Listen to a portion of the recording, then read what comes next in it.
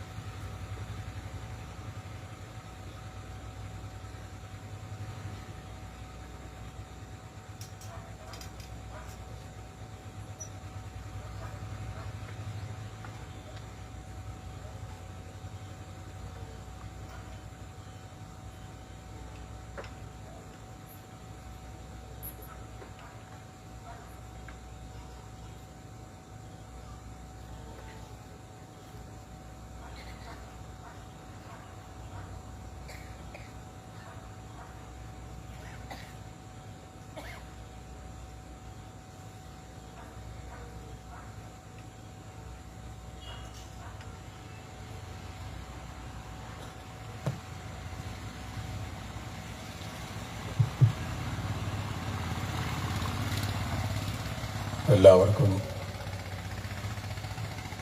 യേശുക്രിസ്തുവിൻ്റെ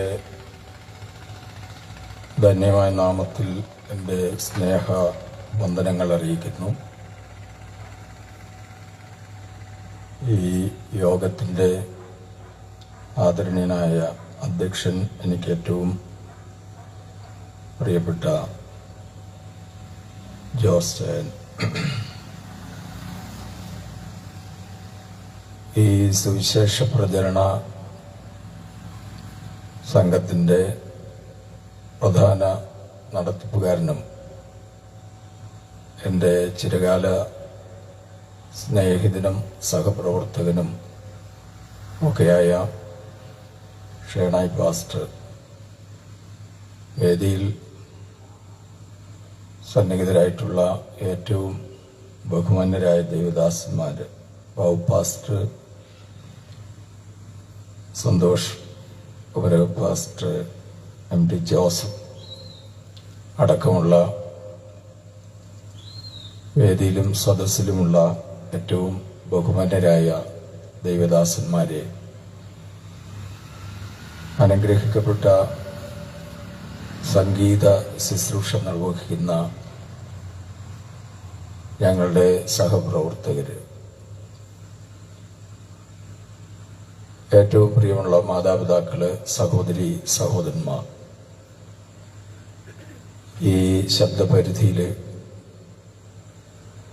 ദൈവവചന കേൾവിക്ക് വേണ്ടി സാഗൂതം കാത്തിരിക്കുന്ന ബഹുമാന്യരായ എല്ലാ പ്രിയപ്പെട്ടവർക്കും നമ്മുടെ രക്ഷകനും കർത്താവുമായ യേശുക്രിസ്തുവിൻ്റെ ധന്യമായ നാമത്തിൽ എൻ്റെ സ്നേഹ വന്ദനങ്ങൾ അറിയിക്കുക. വളരെ ശാന്തമായ ഈ അന്തരീക്ഷത്തിൽ എല്ലാം കൊണ്ടും ഒത്തിണങ്ങിയ ഒരു വേളയിൽ സുവിശേഷം പ്രസംഗിക്കാൻ ഒരവസരം കൂടെ ലഭിച്ചതിൽ സർവശക്തനായ ദൈവത്തിന് ഞാൻ നന്ദിയും ബഹുമാനവും ആരാധനയും അർപ്പിക്കുകയാണ്. പ്രത്യേകിച്ച് നമ്മുടെ കാലാവസ്ഥ സംബന്ധിച്ച് കനത്ത ചൂടാണ് ഈ ദിവസങ്ങളിൽ നമ്മളെല്ലാം അനുഭവിക്കുന്നത്. ഇപ്പം ഇത്രയും തുറസായ സ്ഥലത്ത് വന്ന് കുറച്ചു നേരം ഇരിക്കാൻ പറ്റുന്ന തന്നെ ഒരു സന്തോഷമുള്ള കാര്യമാണ്. നമ്മളെല്ലാം ഓർത്ത് നോക്കിയാൽ നമ്മുടെ വീട്ടിലിരിക്കുന്നതിനേക്കാൾ സൗകര്യമാണ് ഇവിടെ. അതുകൊണ്ട് അതിന് തന്നെ നമ്മൾ ദൈവത്തിനത് നന്ദി പറയണം. ഞാനിവിടെ വന്നപ്പോൾ ഈ മൈതാനം കണ്ടപ്പോൾ വളരെ സന്തോഷം തോന്നി. സുവിശേഷ പ്രചരണത്തിന് വേണ്ടി ഉള്ള ഇത്തരം സമ്മേളനങ്ങൾക്ക് ഇത്തരം മൈതാനങ്ങളൊക്കെ കുറഞ്ഞുകൊണ്ടിരിക്കുന്ന ഒരു സമയത്ത് ഇവിടെ ഇത്രയും സൗകര്യമായ ഒരു സ്ഥലം ലഭിച്ചത് വലിയ സന്തോഷമാണ്. സോണിയ നല്ല സംഗീതമാണ് ആലപിച്ചത്. ഒരു പ്രസംഗത്തിന് ഉതകുന്ന തരത്തിലുള്ള ശുശ്രൂഷയാണ് ഈ സഹോദരങ്ങൾ ചെയ്യുന്നത്. യേശുക്രിസ്തുവിന്റെ തിരുപ്പിറവിയുടെ വേളയിൽ മാലാഖമാര് സംഗീതം ആലപിച്ചുകൊണ്ടാണ് ആ സുവിശേഷൻ ലോകത്തോട് പറഞ്ഞത്.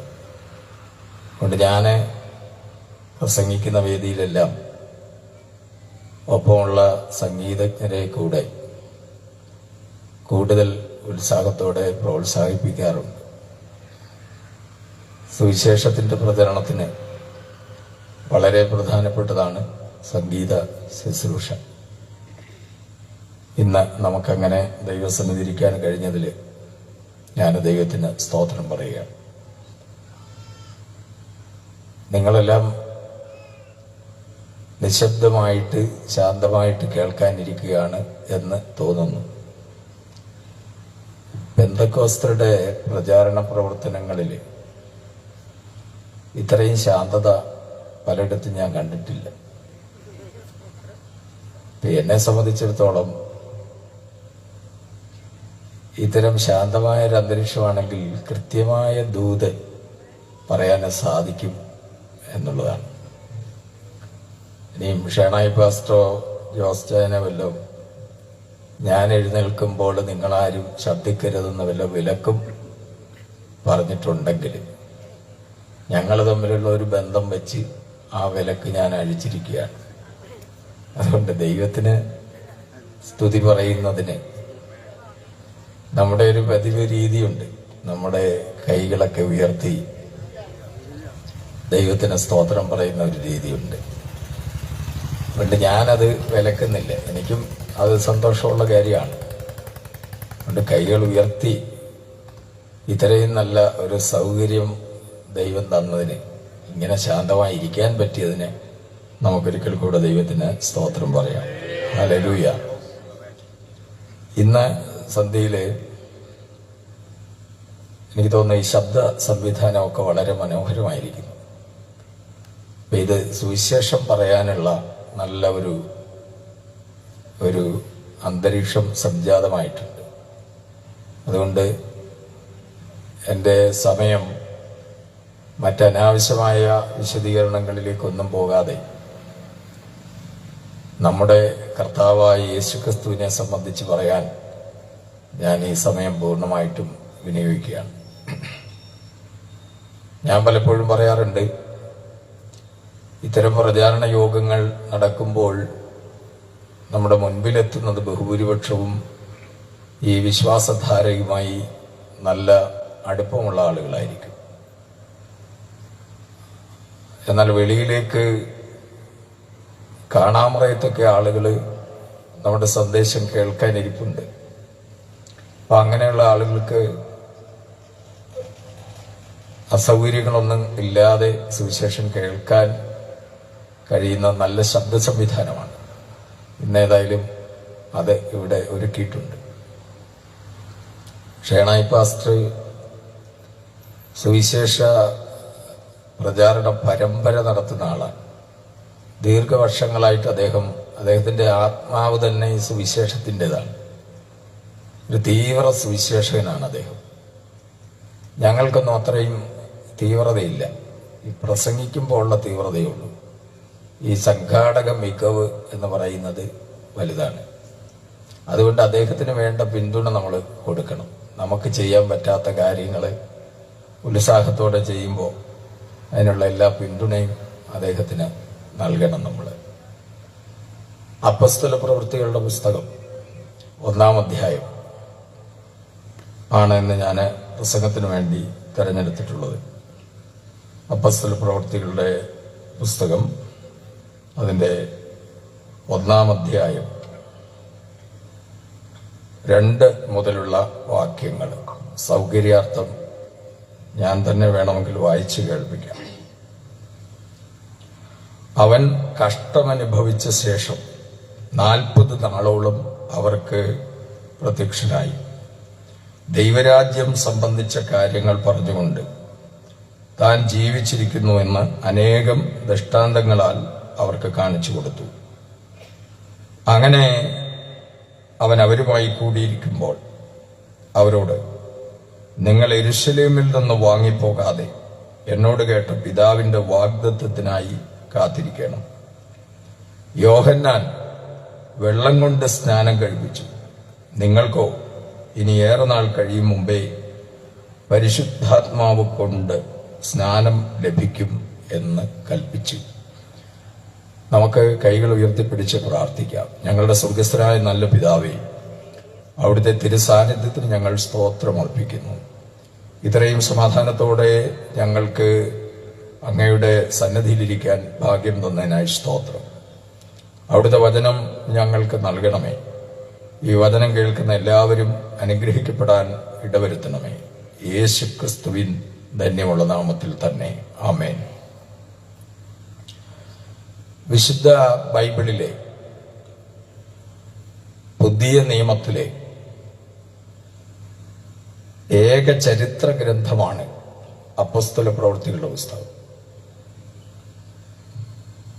ഇന്നത്തെ ഈ സമകാലീന ലോകത്തിന്റെ ഒരു പ്രശ്നം നമ്മളെല്ലാം ആശങ്കപ്പെടുന്ന ഒരു പ്രശ്നം, വലിയ ചരിത്രത്തിന്റെ തമസ്കരണം നടന്നുകൊണ്ടിരിക്കുകയാണ്. ഇന്ത്യയുടെ ചരിത്രം, ആ ചരിത്രം ഒക്കെ തമസ്കരിച്ച് പുതിയ ചരിത്രം രചിക്കാനുള്ള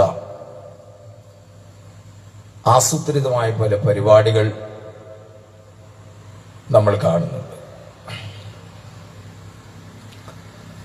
ഇതിന്റെ കാരണം ചരിത്രം എപ്പോഴും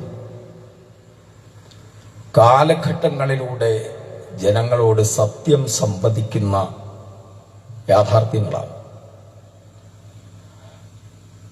അതിനെ മറച്ചുവെച്ചാൽ, അതിനെ തമസ്കരിച്ചാൽ പിന്നീട് വരുന്നവർ മറ്റൊരു ചരിത്രമായിരിക്കും കാണുന്നത്.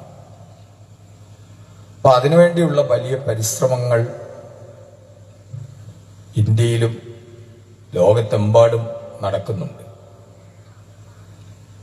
അപ്പോഴാണ് ഞാൻ ഓർത്തു പോയത്, ക്രൈസ്തവ സഭയുടെ ചരിത്രം അന്വേഷിക്കുന്നവർ ആദ്യം എത്തിച്ചേരുന്നത് എവിടെയാണ്? യഥാർത്ഥത്തിൽ ക്രൈസ്തവ സഭയുടെ ചരിത്രം അന്വേഷിക്കുന്നവർ ആദ്യം തിരിയേണ്ടത് വിശുദ്ധ ബൈബിളിലേക്കാണ്. ആ വിശുദ്ധ ബൈബിളിലെ ഏക ചരിത്ര ഗ്രന്ഥമാണ് അപ്പോസ്തല പ്രവൃത്തികളുടെ പുസ്തകം. ഇതിന്റെ എഴുത്തുകാരൻ ലൂക്കോസ് എന്ന് പറയുന്ന ആളാണ്. അദ്ദേഹം 2 വാല്യങ്ങളാണ് ക്രിസ്തുവിനെ സംബന്ധിച്ച് എഴുതിയിട്ടുള്ളത്.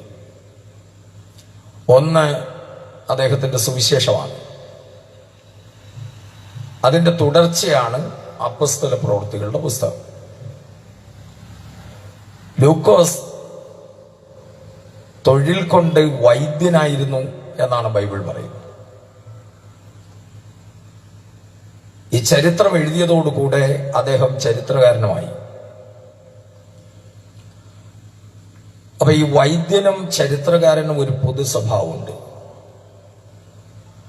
അത് രണ്ടുപേരും കാര്യങ്ങളെ വസ്തുനിഷ്ഠമായിട്ട് നിരീക്ഷിക്കും. ഇന്ത്യ ചരിത്രം നമ്മൾ പഠിക്കുമ്പോൾ പെട്ടെന്ന് നമ്മുടെ മനസ്സിലേക്ക് വരുന്നത് ശ്രീധരമേനോനാണ്. അപ്പൊ വസ്തുതകൾ വളരെ ഭംഗിയായിട്ട് പരിശോധിക്കുന്നവരാണ് വൈദ്യനും ചരിത്രകാരനും. അതുകൊണ്ട് തന്നെ ലൂക്കോസ് എഴുതിയ ചരിത്രം യേശുക്രിസ്തുവിനെ കുറിച്ച് ഉള്ളത് ഏറ്റവും ആധികാരികമാണ്, വസ്തുനിഷ്ഠമാണ്. നമുക്കറിയാം, ഇപ്പം വളരെ അത്യാസന്ന നിലയിൽ ഒരാളെ മെഡിക്കൽ കോളേജിലേക്ക് കൊണ്ടുചെല്ലുന്നു എന്ന് വിചാരിക്കുക. ഇപ്പോൾ മരണം സംഭവിക്കുമെന്ന് പറഞ്ഞാണ് നമ്മൾ ചെല്ലുന്നതെങ്കിലും അവിടുത്തെ ഡോക്ടേഴ്സ് വന്നൊന്ന് നോക്കിയിട്ട് 2 ദിവസം കഴിഞ്ഞായിരിക്കും ചികിത്സ ആരംഭിക്കുന്നത്. കാരണം എന്താണ്?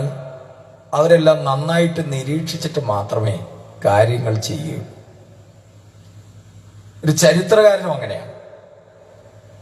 നമ്മളിപ്പോ ചരിത്ര പുസ്തകമൊക്കെ പഠിക്കുമ്പോൾ അത് വായിച്ചു വിടാൻ എളുപ്പമാണെങ്കിലും ഓരോരുത്തരുടെ ജീവിതം അതിനുവേണ്ടി സമർപ്പിച്ചിട്ടാണ്, ദീർഘവർഷത്തെ ഗവേഷണ നിരീക്ഷണങ്ങളിലൂടെയാണ് ഈ രാജ്യത്തിന്റെയും പ്രസ്ഥാനങ്ങളുടെയും ഒക്കെ ചരിത്രം ആളുകൾ രേഖപ്പെടുത്തുന്നത്.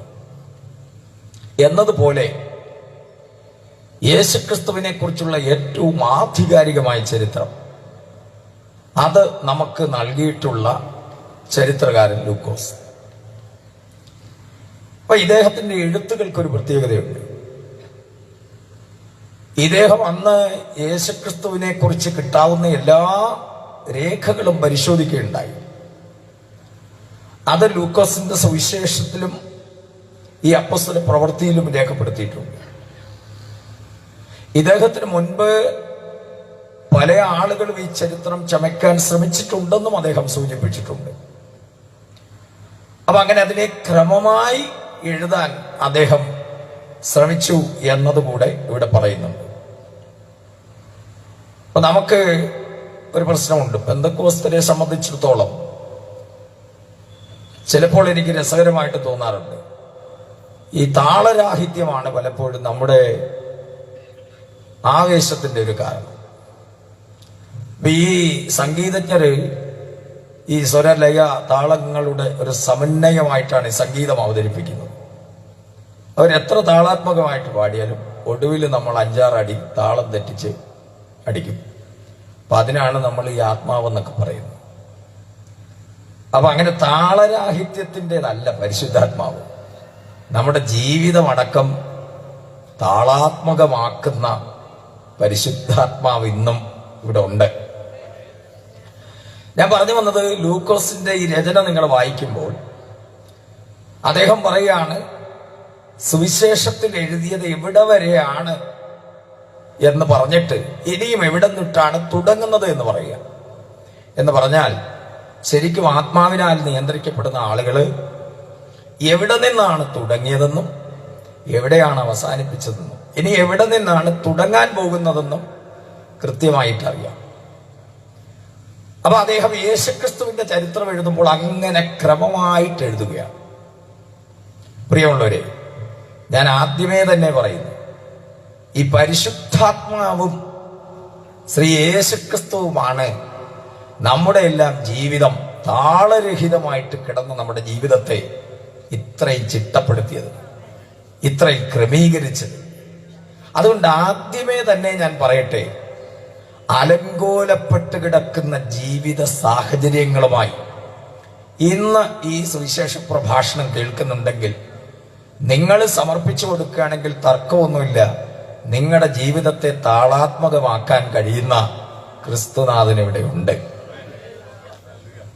നമുക്ക് ചുറ്റുവട്ടങ്ങളിലേക്കൊന്ന് കണ്ണോടിച്ചാൽ തന്നെ താളാത്മകമായി ജീവിതം നയിക്കുന്ന ഒരുപാട് മനുഷ്യരെ കാണാം. അപ്പോൾ തന്നെ അടിമുടി താളം തെറ്റിയ വ്യക്തികൾ, അടിമുടി താളം തെറ്റിയ കുടുംബങ്ങള്, നമ്മുടെ സമൂഹത്തിലേക്ക് നമ്മൾ നോക്കിയാൽ വല്ലാത്ത താളരാഹിത്യം. ഇതെങ്ങനെയൊന്ന് ചിട്ടപ്പെടുത്താൻ കഴിയും എന്ന് ആലോചിക്കുന്ന മനുഷ്യരല്ലേ നമ്മൾ. ഞാന് ഉറപ്പിച്ചു പറയാം, ഇവിടെ ഇരിക്കുന്ന ബഹുഭൂരിപക്ഷം ആളുകളുടെയും ജീവിതം അങ്ങനെ താളരഹിതമായി ക്രമരഹിതമായി പോയതാണ്. അതിനെ ക്രമപ്പെടുത്തിയത് യേശുക്രിസ്തുവും തന്റെ പരിശുദ്ധാത്മാവുമാണ്. കൈകൾ ഉയർത്തി അതിന് ദൈവത്തിന് സ്തോത്രം പറയണം. ആരൊക്കെ ചിട്ടപ്പെടുത്താൻ നോക്കിയിട്ടും നടന്നില്ലല്ലോ. മാതാപിതാക്കൾ ശ്രമിച്ചിട്ട് മക്കളെ നേരെയാക്കാൻ പറ്റിയിട്ടുണ്ടോ? ഭരണകൂടം നോക്കിയിട്ട് ഈ ജനതയെ ശരിയാക്കാൻ പറ്റുന്നുണ്ടോ? പോലീസ് സംവിധാനം മുഴുവൻ ഉപയോഗിച്ചിട്ടും രാജ്യത്തിന്റെ ക്രമസമാധാനം കൃത്യമായി പാലിക്കാൻ പറ്റുന്നുണ്ടോ? ഇല്ല. എന്റെ കാരണം, ഇതിനെല്ലാം ഏതേ നിയന്ത്രിക്കുന്നത്, ഇപ്പൊ ഭരിക്കുന്നത് നമ്മുടെ ബഹുമാനപ്പെട്ട നരേന്ദ്രമോദിജി ആണെങ്കിൽ പോലും വിശുദ്ധ ബൈബിൾ പറയുന്നു, ഈ ഭൂലോകത്തെ മുഴുവൻ ഭരിക്കുന്നത് ആരാണ്? അത് ഇരുട്ടിന്റെ ശക്തികളാണ്. ബൈബിൾ ഭാഷയിൽ പറഞ്ഞാൽ പിശാചുക്കളാണ്. നമുക്കത് കാണാൻ പറ്റുന്നില്ല. അങ്ങനെ ഒരു അദൃശ്യ ലോകമുണ്ട്. അതുകൊണ്ട് നല്ല നല്ല സുന്ദരന്മാരും സുന്ദരികളുമായിട്ടുള്ള മനുഷ്യർ ഇത്രയും അക്രമാസക്തമാകുന്നു. അവരിത്രയും ക്രൂരത പ്രവർത്തിക്കുന്നു. അവർക്ക് എത്രയും ഇങ്ങനെ സാമൂഹ്യദ്രോഹികളാകാൻ പറ്റുന്നു എന്നൊക്കെ നമ്മൾ ആലോചിച്ചിട്ടില്ലേ? ഇനി നമ്മുടെ പുതിയ ഈ തലമുറകളെ കുറിച്ചുകൂടെ എന്ന് പഠിച്ച് കേരളത്തിലെ ഗ്രാമീണ അന്തരീക്ഷത്തെ ആകമാനം മലീമനസ്സപ്പെടുത്തുന്ന തരത്തിലേക്ക് തലമുറകൾ മാറിക്കഴിഞ്ഞിരിക്കുന്നു. ഇതിലെല്ലാം ആശങ്കപ്പെടുന്ന മനുഷ്യരാണ്. മതജാതി വൈജാത്യങ്ങൾ ഒന്നുമില്ലാതെ എല്ലാ മനുഷ്യരും ഇതൊക്കെ സംബന്ധിച്ച് ആശങ്കപ്പെടുകയാണ്. അപ്പൊ ഞങ്ങള് ഇന്ന് ഉറപ്പു തരികയാണ്, ജീവിതത്തെ ചിട്ടപ്പെടുത്താൻ കഴിയുന്ന ക്രിസ്തുവും അവന്റെ പരിശുദ്ധാത്മാവും ഇന്നിവിടെ ഉണ്ട്. നിങ്ങള് ഒന്ന് സമർപ്പിതമായിട്ടിരുന്നാൽ നിശ്ചയമായിട്ടും ആ ജീവിതം ചിട്ടപ്പെടുക തന്നെ ചെയ്യും.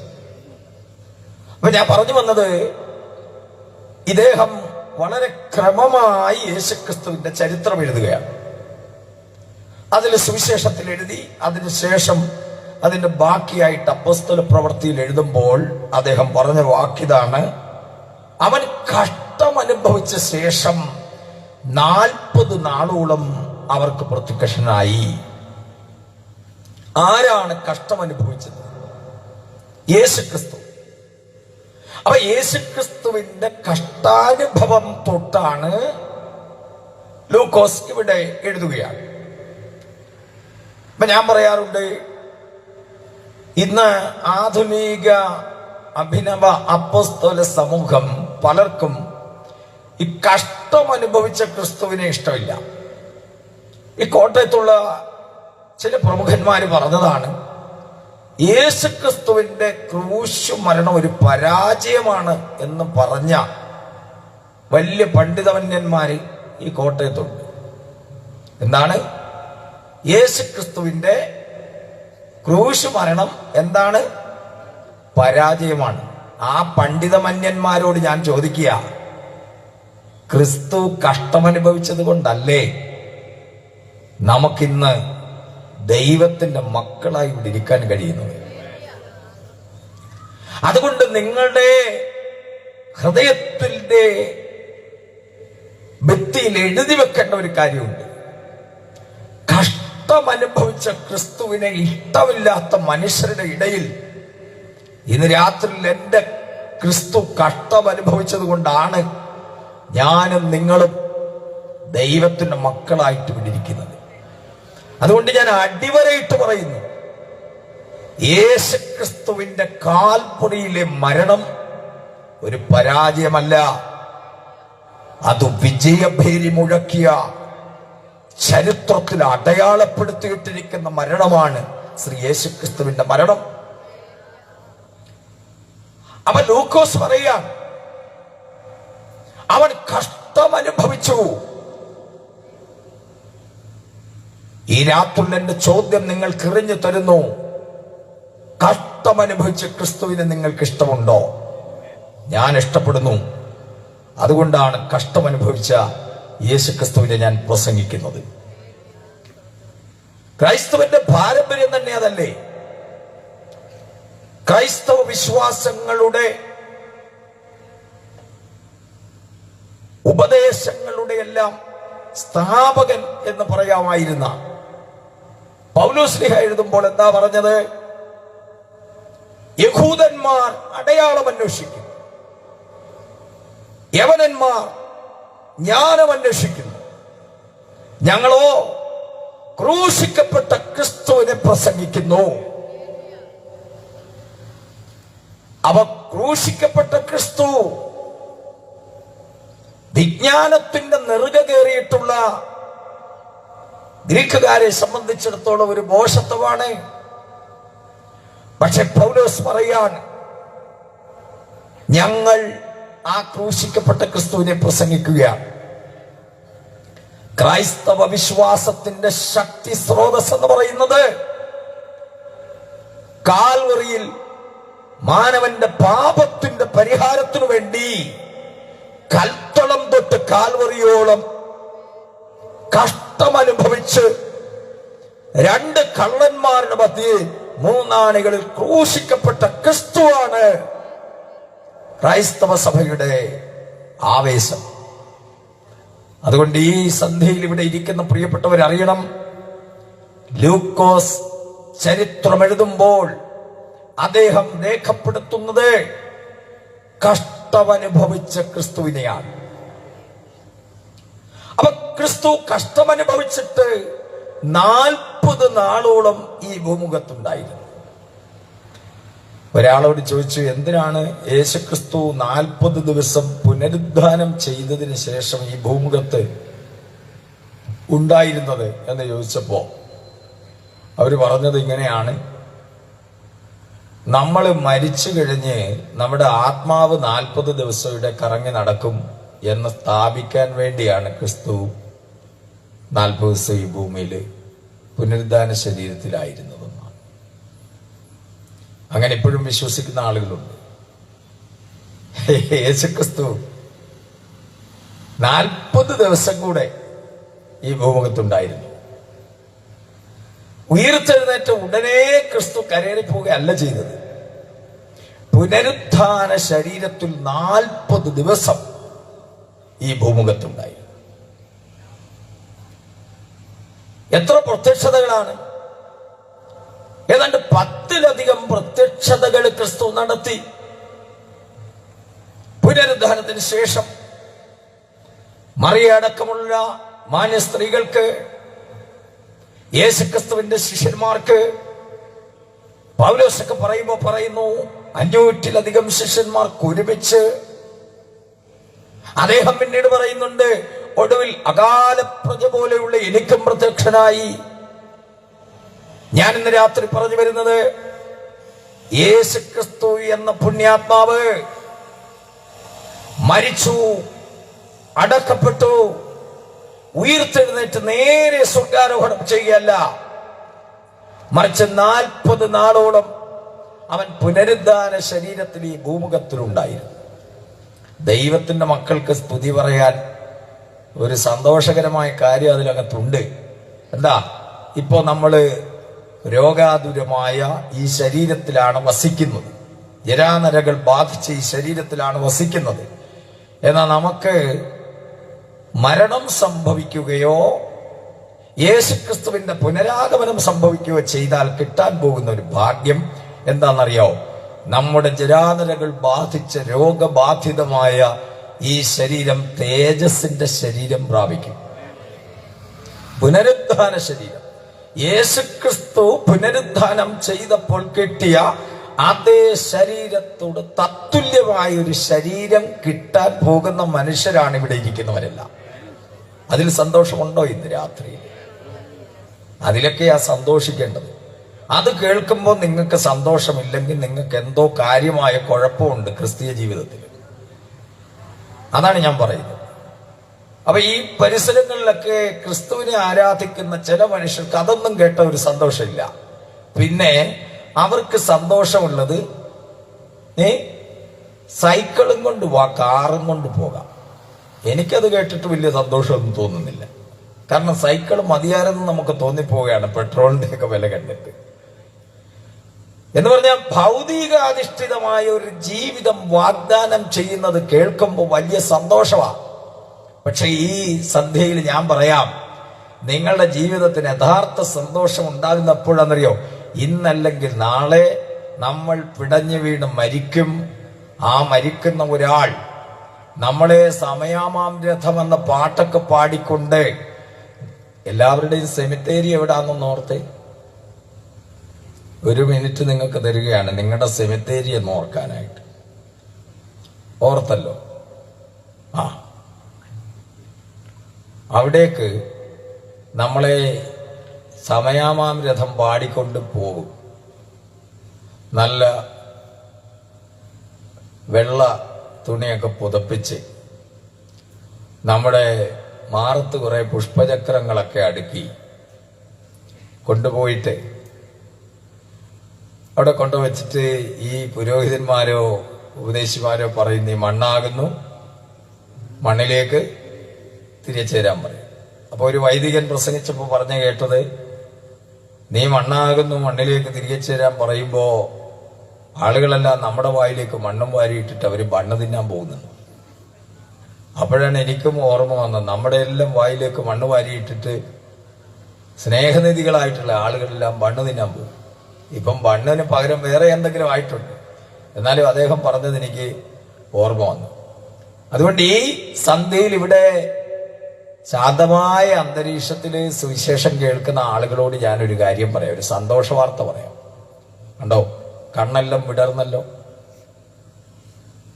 എന്താണെന്നറിയോ? ഈ ഇരിക്കുന്ന പകുതി മുക്കാലും എണ്ണം സമീപകാലത്ത് പോകാനുള്ളതാണ്. അതാ സന്തോഷ വാർത്ത.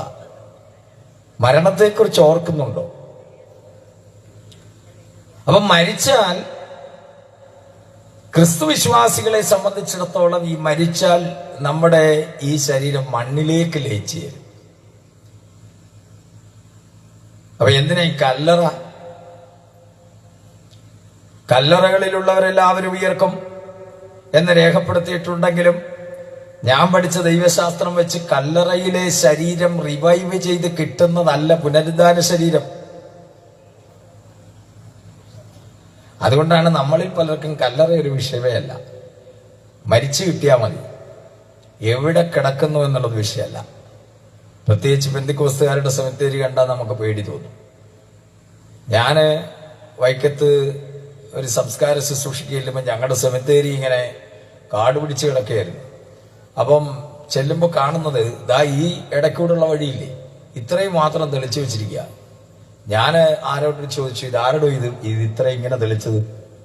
അന്നേരം ഒരുത്തർ ഓടി വന്ന് പറയുകയാണേ, ഇതാണ് സ്വർഗത്തിലേക്കുള്ള വഴി, ഇടുക്കവും ഞെരുക്കവും. അതേസമയം കിടന്നുറങ്ങാൻ പറ്റുന്ന സെമിത്തേരികൾ നമ്മൾ കണ്ടിട്ടുണ്ട്, മനോഹരമാണ്. നല്ല പുഷ്പങ്ങളൊക്കെ വെച്ച് പിടിപ്പിച്ച സെമിത്തേരി ഇല്ലേ? പക്ഷെ അവിടെ കിടക്കുന്നവർക്ക് അവിടെ പറന്നുപോയിരിക്കാൻ ഒരു കുമ്പെങ്കിലും ഉണ്ടോ എന്നുള്ളത് പ്രശ്നമല്ല. സെമിത്തേരിയുടെ മനോഹാരിതയല്ല, കിടക്കുന്നയാൾ യേശുക്രിസ്തുവിനെ രക്ഷകനും കർത്താവുമായി സ്വീകരിച്ചോ എന്നുള്ളതാണ് വിഷയം. അപ്പൊ നമ്മളെ സംബന്ധിച്ചിടത്തോളം സെമിത്തേരിക്ക് അങ്ങനെ വലിയ പ്രാധാന്യം ഇല്ല. ഞാൻ പറഞ്ഞു വരുന്നത്, ഈ യേശുക്രിസ്തുവിന്റെ പുനരുദ്ധാനത്തിന് ശേഷം 40 ദിവസം ക്രിസ്തു ഈ ഭൂമുഖത്ത് 10-ലധികം പ്രത്യക്ഷതകൾ നടത്തി. എന്നിട്ട് താൻ ജീവിച്ചിരിക്കുന്നുവെന്ന് തെളിയിച്ചിട്ടാണ് ക്രിസ്തു കടന്നുപോയത്. അതുകൊണ്ട് ഇന്ന് സന്ധ്യാവേളയിൽ ഞങ്ങൾ ഉറക്കെ പ്രഖ്യാപിക്കുന്നു, നസ്രായനായ യേശുക്രിസ്തു ഒരു ചരിത്ര പുരുഷനാണ്. ആ ക്രിസ്തു ഈ ഭൂമുഖത്തേക്ക് വന്ന് 33 തിരുവയസ്സ് വരെ ഈ ഭൂമുഖത്ത് ജീവിച്ചു. ഏകദേശ കണക്ക് അതിൽ 3.5 വർഷത്തെ ഉജ്ജ്വലമായ ശുശ്രൂഷ ക്രിസ്തു ചെയ്തു. ആ 3.5 വർഷം കൊണ്ട് ക്രിസ്തു തന്റെ ആശയങ്ങൾ, ദർശനങ്ങൾ 12 പേർക്ക് പകർന്നു കൊടുത്തു. അതിലൊരാൾ സാത്താൻ കടന്നിട്ട് അവന്റെ ജീവിതം ആത്മഹത്യയിലൂടെ പോയി. ബാക്കി 11 പേരെ കൊണ്ട് യേശുക്രിസ്തു ഭൂലോകത്വം വിതറിയ ആ ആശയങ്ങൾ പ്രചരിപ്പിച്ചു. ഇന്ന് ആ ആശയങ്ങൾ നെഞ്ചിലെത്തിയ ജനകോടികൾ ഈ ഭൂമുഖത്തുണ്ട്. ഈ സന്ധ്യയിൽ ഞങ്ങൾ വിളിച്ചു പറയുന്നു, ഇത് ഈ ഭൂമി കൊണ്ട് അവസാനിക്കുന്ന ഒരു ആശയമല്ല യേശുക്രിസ്തു പ്രഖ്യാപിച്ചത്. മരിച്ചു പോയ മനുഷ്യരെ, മരിച്ചു മൺമറഞ്ഞു പോയ അവിടം കൊണ്ട് അവസാനിക്കുന്നതല്ല. കല്ലറകൾക്കപ്പുറത്തേക്ക് ഈ അനന്ത വിഹായസിലേക്ക് പറന്നുയരുന്ന ഒരു പ്രത്യാശയുടെ കിരണമാണ് യേശുക്രിസ്തു മനുഷ്യ ഹൃദയങ്ങളിൽ നൽകിയത്. ആ ക്രിസ്തുവിന്റെ ആശയങ്ങൾ നെഞ്ചിലേറ്റുന്ന ജനകോടികൾ ഇന്ന് ഈ ഭൂമുഖത്തുണ്ട്. അതിൽ കുറെ പേരാണ് ഇവിടെയും വന്നിരിക്കുന്നത്. കൈകൾ ഉയർത്തി ആ ക്രിസ്തുവിന് സ്തോത്രം ചെയ്യണം.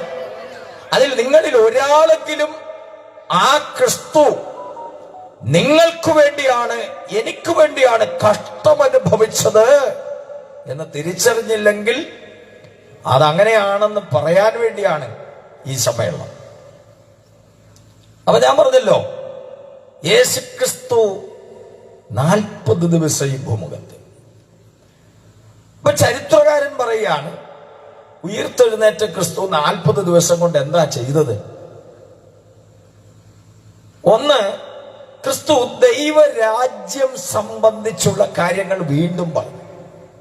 അപ്പൊ നമ്മൾ ആലോചിച്ച് നോക്കി, ഈ പ്രസംഗിക്കുന്ന എന്നോട് മരിച്ച് പോയിട്ട് പിന്നെ ഒരു ഘട്ടം കൂടെ ദൈവം തമ്പുരാൻ ഇവിടെ തന്നാൽ എന്താ ചെയ്യാൻ ഉദ്ദേശിക്കുന്നതെന്ന് ചോദിച്ചാൽ, ഇനിയും ക്രിസ്തുവിനെ പ്രസംഗിക്കുക എന്നതായിരിക്കുമോ നമ്മൾ പറയുക? എന്തായാലും യേശുക്രിസ്തുവിന്റെ 3.5 വർഷത്തെ ശുശ്രൂഷയുടെ പ്രധാനപ്പെട്ട പ്രസംഗ വിഷയം എന്തായിരുന്നു എന്നറിയോ? ദൈവരാജ്യം.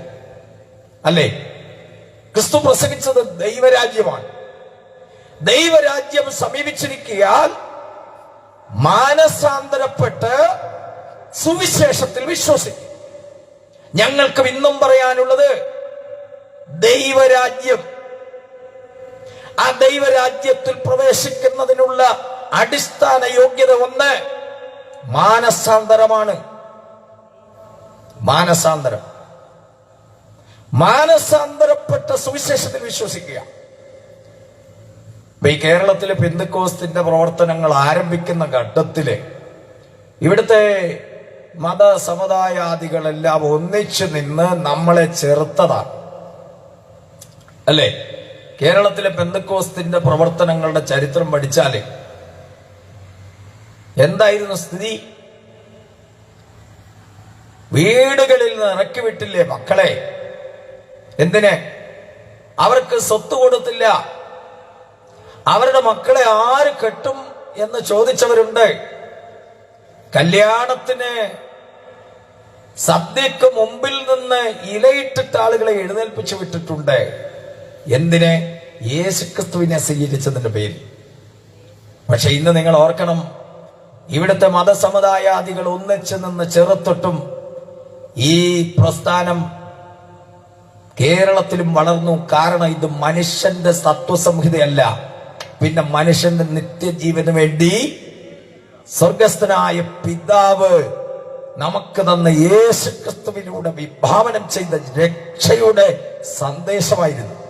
അതിനെ തടയാൻ ആർക്കും കഴിഞ്ഞില്ല. അതുകൊണ്ട് ഈ രാത്രി ഞാൻ നിങ്ങളോട് ചോദിക്കുന്നു, നിങ്ങൾ രക്ഷിക്കപ്പെട്ടതാണ്. യേശുക്രിസ്തുവിനെ നിങ്ങളുടെ സ്വന്തം രക്ഷകനും കർത്താവുമായി സ്വീകരിച്ചിട്ടുണ്ടോ? ഇല്ല എങ്കിൽ ഇന്ന് രാത്രി നിങ്ങൾക്ക് അങ്ങനെ ഒരു അവസരമുണ്ട്.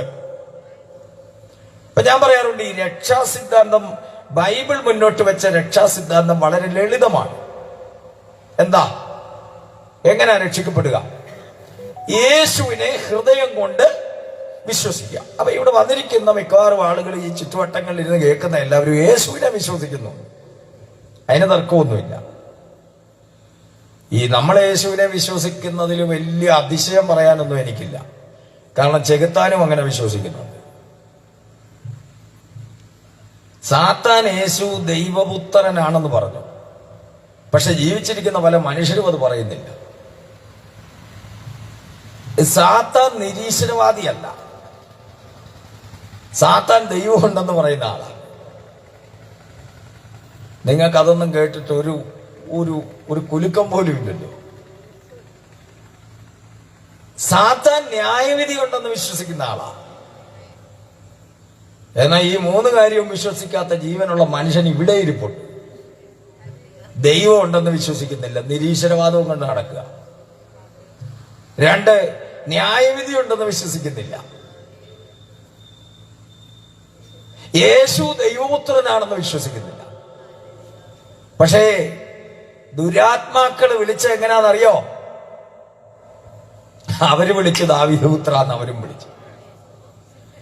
എന്നിട്ട് അവര് പറഞ്ഞു, സമയത്തിന് മുമ്പേ എന്ത് ചെയ്യരുത്, ദണ്ഡിപ്പിക്കരുത്. കാരണം സമയം ഉണ്ടെന്ന്. കണ്ടോ? ന്യായവിധി വിശ്വസിച്ചിട്ടുണ്ട്. ഞാൻ സത്യസന്ധമായിട്ട് ചോദിക്കുക, ഇവിടെ ഇരിക്കുന്ന ആളുകളോട് ചോദിക്കുക, ഒടുവിൽ ഒരു ന്യായവിധി ഉണ്ടെന്ന് വിശ്വസിക്കുന്നുണ്ടോ? ഇതൊക്കെയല്ലേ ചോദിക്കണ്ടേ? അല്ല ഇവിടെ വന്ന് കണ്ണും പിടിച്ച് ഇങ്ങനെ ഇരുന്നിട്ട് യോഗം എങ്ങനെ ഉണ്ടായിരുന്നു, കൊള്ളായിരുന്നെന്നും പറഞ്ഞിട്ട് പോയൊരു കാര്യമില്ലല്ലോ. എന്നാൽ ഒരു കാര്യം ഇന്ന് രാത്രി ബൈബിളിൽ പറഞ്ഞേക്കാം, ഒരിക്കൽ മരണവും പിന്നെ ന്യായവിധിയും. ഇവിടെ ഇരിക്കുന്ന പ്രിയപ്പെട്ട സഹോദരീ സഹോദരന്മാരെ, ഒരു ദിവസം മരിക്കും.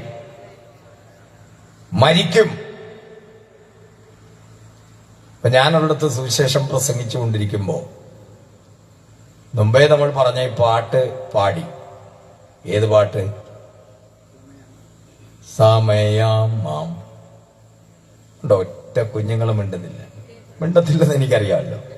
എന്നാ ഇപ്പൊ തീ കത്തിക്കാന്ന് പറഞ്ഞ് നമ്മൾ കത്തിക്കുന്നതിന് മുമ്പേ ഇവര് കത്തിച്ചേ. കാരണം സമയമാം രഥം എന്ന പാട്ട് പാടാൻ ചങ്കിടിപ്പ. എന്നാ പാടിക്കൂ, സമയമാം. എന്നിട്ടും വലിഞ്ഞാ പാടുന്നത്, കാസിറ്റ് വലിയുന്ന പോലെ. അപ്പൊ എന്താണേലും ഉറപ്പാണ് സുഹൃത്തെ, മരണം ഉറപ്പാണ്. ഞാൻ ചോദിക്കട്ടെ, ഇപ്പൊ നമ്മൾ കൈപിടിച്ച് കുലുക്കിയിരിക്കുക കടന്നു പോകുന്ന മനുഷ്യർ തൊട്ടടുത്ത നിമിഷത്തിൽ നമ്മൾ കേൾക്കുന്നത് അവരുടെ മരണവാർത്തയല്ലേ? അതിന് പ്രായമുണ്ടോ? ആരോഗ്യദൃഢഗാത്രരായ മനുഷ്യർ, നമ്മുടെ കൈപിടിച്ച് കുലുക്കി നാളെ കാണാമെന്ന് പറഞ്ഞു പോകുന്ന മനുഷ്യർ, 1 കിലോമീറ്റർ നമ്മൾ യാത്ര ചെയ്യുമ്പോൾ എത്രയോ ആളുകളുടെ മരണവാർത്ത നമ്മൾ കേട്ടിട്ടുണ്ട്. ഇന്ന് സന്ധ്യയിൽ ഞങ്ങൾ വിളിച്ചു പറയുന്നു, ഒരിക്കൽ മരണവും പിന്നെ ന്യായവിധിയും. ദൈവം മനുഷ്യനെ നിശ്ചയിച്ചിരിക്കുന്നു. അങ്ങനെങ്കിൽ ആ മരണത്തിന് മുമ്പ് യേശുവിനെ സ്വീകരിക്കണം. ഞാൻ പറഞ്ഞു വരുന്നത്, ഒരു സുവിശേഷ യോഗത്തിൽ ഞാന് ഈ പാട്ട് പാടി. അവ സംഗീതജ്ഞരെല്ലാം കൂടെ ഒന്നിച്ച് പാടി ആ യോഗം സമാപിക്കുന്ന വേളയിലെ ആശീർവാദം പറഞ്ഞ ഉടനെ സംഘാടകരിൽ ഒരാൾ എന്റെ അടുത്ത് വന്ന് പറഞ്ഞു, പാസ്റ്ററെ, ഈ തൊട്ടടുത്ത വീട്ടിലെ ഇതുപോലൊരു വീടാണ്, അച്ഛൻ മരിച്ചുപോയെന്ന് പറഞ്ഞു. ഞാൻ ചോദിച്ചു എപ്പം? അന്നേരം അദ്ദേഹം പറഞ്ഞു കേൾക്കണം, പാസ്റ്റർ സമയാമാന്തരം പാടിയപ്പോഴാണ്. ഞാൻ ചോദിച്ചു എന്തെങ്കിലും പ്രശ്നമുണ്ടോ? ഒരു പ്രശ്നമില്ല, ബോഡി മോർച്ചറിയിലേക്ക് കൊണ്ടുപോയെന്ന് പറഞ്ഞു. എന്തൊക്കെയോ അവിടെ പരിപാടികൾ നടക്കുന്നത് കണ്ടു. ഇന്ന് രാത്രി ഞാൻ പറയാം, സമയാമാം രഥം പാടിയാലും ഇല്ലെങ്കിലും മരണദൂതൻ നിങ്ങൾ കെട്ടിയുയർത്തിയ കോട്ട കൊത്തളങ്ങളെ തട്ടി തകർത്തുകൊണ്ട് കടന്നു വരും. പക്ഷെ യേശുക്രിസ്തുവിനെ സ്വന്തം രക്ഷകനും കർത്താവുമായി സ്വീകരിച്ച ഒരാളെ സംബന്ധിച്ചിടത്തോളം മരണം ഒരു ഭയാനകമായ വിഷയമല്ല. നമ്മൾ മരിച്ചാൽ നമ്മൾ യേശുക്രിസ്തുവിനോടൊപ്പം അവിടെ മറയും. ആ പ്രതീക്ഷയാണ് നമുക്കുള്ളത്. അപ്പോൾ ഇന്ന് സുവിശേഷം കേൾക്കുന്ന നിങ്ങള് യേശുക്രിസ്തു ദൈവപുത്രൻ എന്ന് വിശ്വസിക്കണം. ഒരു ന്യായവിധി ഉണ്ടെന്ന് വിശ്വസിക്കണം. ഒരു മരണമുണ്ടെന്ന് വിശ്വസിക്കണം. അത് വിശ്വസിക്കാതെ ഈ രാത്രിയിലും ഈ യോഗം കേട്ടിട്ട് ഈ സമ്മേളനത്തിൽ പങ്കെടുത്തിട്ട് നിങ്ങൾ പോകുന്നത് കൊണ്ട് യാതൊരു അർത്ഥവുമില്ല. ക്രിസ്തു മരിച്ചു, അടക്കപ്പെട്ടു, ഉയർത്തെഴുന്നേറ്റ് 40 നാൾ ഈ ഭൂമുഖത്തെ പുനരുദ്ധാന ശരീരത്തിൽ ഉണ്ടായിരുന്നു. അവൻ 10-ലധികം പ്രത്യക്ഷതകൾ നടത്തി തെളിയിച്ചു കൊടുത്തു താൻ ജീവിച്ചിരിക്കുന്നുവെന്ന്. അങ്ങനെങ്കിൽ ഞങ്ങൾ പറയുന്നു, ക്രിസ്തു മരിച്ചു, അടക്കപ്പെട്ടു, ഉയർത്തെങ്കിൽ ഈ ഇരിക്കുന്ന നമ്മൾ ഓരോരുത്തരും ഇന്നല്ലെങ്കിൽ നാളെ മരിക്കും. മരിച്ച് നമ്മുടെ സെമിത്തേരിയില് ഈ സമയാമാം രഥം പാടിക്കൊണ്ട് നമ്മളെ അടക്കും. പക്ഷേ അതോടുകൂടെ തീരുന്നതല്ല ഒരു ക്രിസ്ത്യാനിയുടെ ജീവിതം. പിന്നെയോ യേശു ക്രിസ്തുവിന്റെ പുനരാഗമന കാഹളത്തിന്റെ ശബ്ദം കേൾക്കുന്ന മാത്രയിൽ കോടാനുകോടി വിശുദ്ധന്മാർ തേജസ്സിന്റെ ശരീരത്തിൽ ഉയർത്തെഴുന്നേൽക്കുന്ന ഒരു സുന്ദര ദിനമുണ്ട്. ആ ദിനം നമുക്ക് കിട്ടാൻ പോകുന്ന ശരീരത്തെ കുറിച്ച് പൗലോസ്ലീഹ പറഞ്ഞു, സൂര്യന്റെ തേജസ് വേറെ, ചന്ദ്രന്റെ തേജസ് വേറെ, നക്ഷത്രവും തമ്മിൽ തേജസ് കൊണ്ട് ഭേദമുണ്ടല്ലോ. മരിച്ചവരുടെ പുനരുദ്ധാനവും ഇവണ്ണം തന്നെ. അപ്പം നമ്മളെല്ലാം ഈ മൺമയമായ ശരീരം ഈ ഭൂമുഖത്തിടും, ഇവിടെ ലയിച്ചു വരും. കിട്ടാൻ പോകുന്ന ശരീരം യേശുക്രിസ്തുവിന്റെ ശരീരത്തോട് തുല്യമായ തേജസ്സിന്റെ ഒരു ശരീരം നമുക്ക് കിട്ടും. ഹല്ലേലൂയ. ഇത് ക്രിസ്തു തെളിയിച്ചത് കൊണ്ടാണ് നമ്മൾ സന്തോഷത്തോടെ ഇവിടെ ഇരിക്കുന്നത്. മരണത്തെ ജയിച്ച ഒരാൾ നസ്രയനായ യേശുക്രിസ്തുവാണ്. ഇന്ന് രാത്രി എന്തിനാണ് ക്രിസ്തു കഷ്ടം അനുഭവിച്ചതെന്ന് പറഞ്ഞാൽ വളച്ചുകെട്ടില്ലാതെ പറയാം, എന്റെ പാപത്തിന്റെ പരിഹാരത്തിന്. എത്ര പേർക്ക് അമാറത്ത് കൈവച്ച് പറയാൻ കഴിയും, നസ്രയനായ യേശു എന്റെ പാപത്തിന്റെ പരിഹാരത്തിനാണ് കാൽവരിയിൽ മരിച്ചത് എന്ന് വിശ്വസിക്കാൻ കഴിഞ്ഞ ദൈവമക്കളെ കൈകളടിച്ച് ദൈവത്തിന് സ്തോത്രം പറഞ്ഞേ. ആ ക്രിസ്തുനാഥനെ നമ്മുടെ രക്ഷകനായി കർത്താവായി സ്വീകരിക്കാൻ കിട്ടിയതാണ് ജീവിതത്തിലേക്കും വലിയ ഭാഗ്യം. ആ ഭാഗ്യത്തെ കഴിഞ്ഞ് വേറെ ഒരു ഭാഗ്യവും ഈ ഭൂമുഖത്തില്ല. എന്നിട്ട് യേശു ഉയർത്തെഴുന്നേറ്റ് 40 നാൾ എന്താ ചെയ്തത്?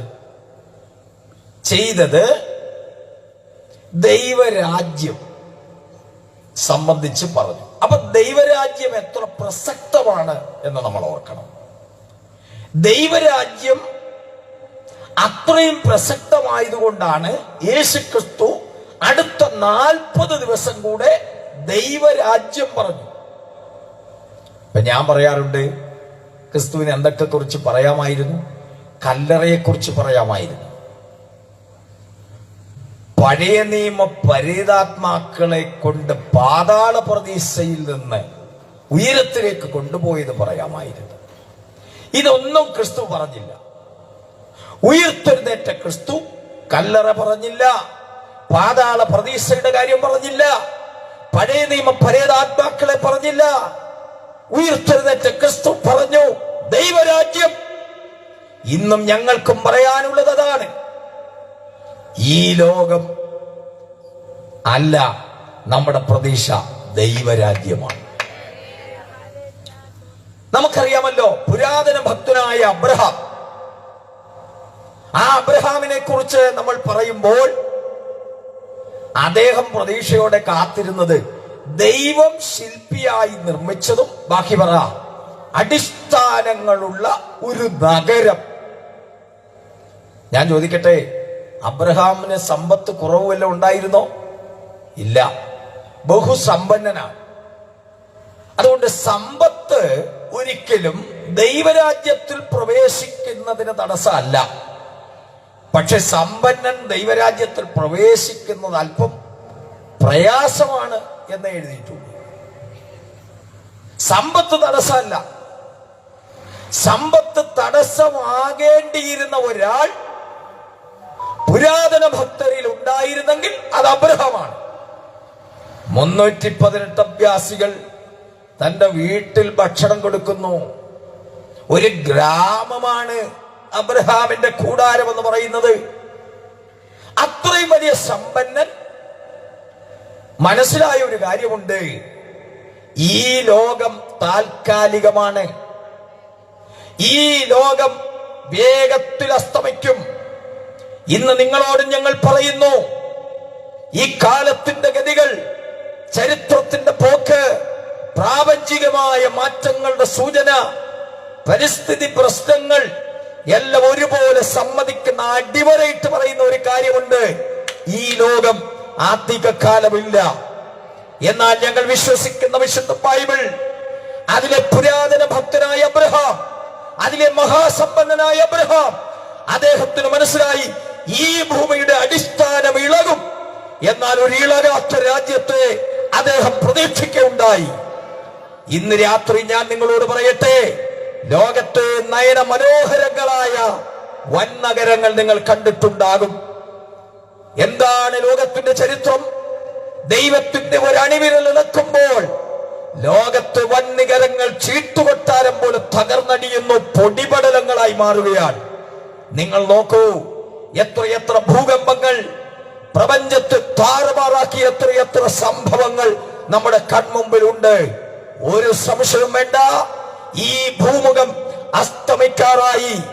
നമ്മൾ പാടാറുണ്ടല്ലോ, ഈ ലോകരാജ്യം അസ്തമിക്കാറായി. ഇന്ന് രാത്രി കരങ്ങൾ ഉയർത്തി ദൈവത്തിന് സ്തോത്രം പറ. മനോഹരമായി പടുത്തുയർത്തിയ മനോഹര സൗധങ്ങൾ ചീട്ടുകൊട്ടാരം പോലെ തകർന്നടിയും. ഈ പ്രപഞ്ചത്തിൽ വലിയ മാറ്റങ്ങൾ ഉണ്ടാകും. പ്രാപഞ്ചികമായ വലിയ മാറ്റങ്ങൾ വിശുദ്ധ ബൈബിൾ പ്രവചിക്കുന്നു. വിശുദ്ധ ബൈബിൾ പ്രവചിച്ചതിന് അണുവിട മാറാതെ തന്നെ ചരിത്രം അതിന്റെ സംഭവങ്ങൾ നമ്മുടെ മുമ്പിൽ വരച്ചു കാട്ടുമ്പോൾ ഇന്ന് രാത്രി ഞങ്ങൾ പറയുന്നു, ഇളകാത്ത ഒരു രാജ്യം വരാൻ പോകുന്നു.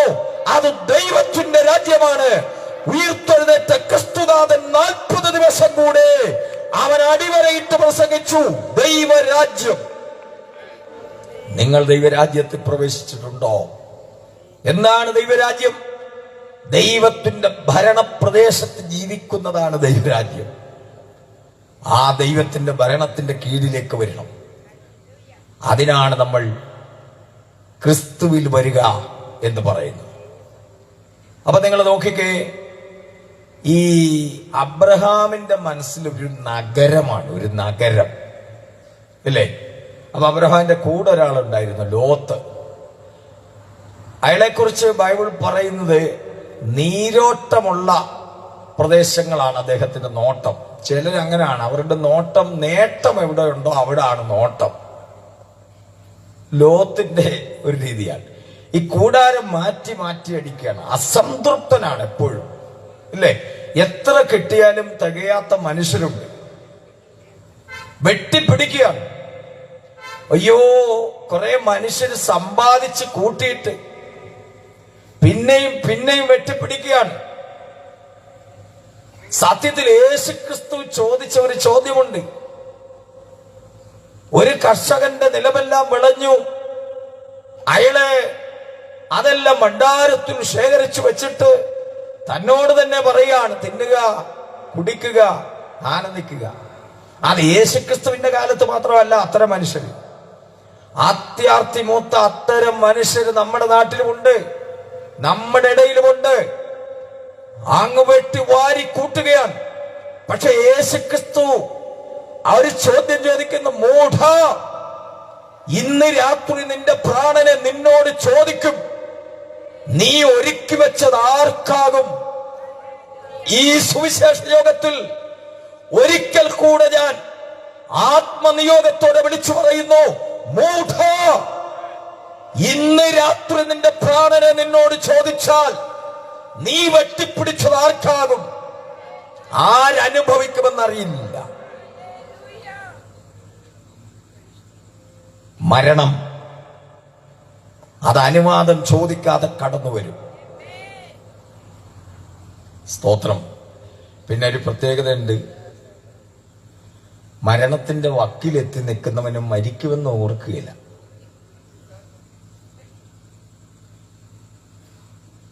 ഇവിടുന്ന് യോഗത്തിന് വന്ന ആരേലും ഉടനെയൊക്കെ മരിക്കുമെന്ന് ചിന്തിക്കുന്നവരാരേലും ഉണ്ടോ? അങ്ങനെ ചിന്തിക്കുന്നുണ്ടെങ്കിൽ യോഗം നടക്കുകയില്ല.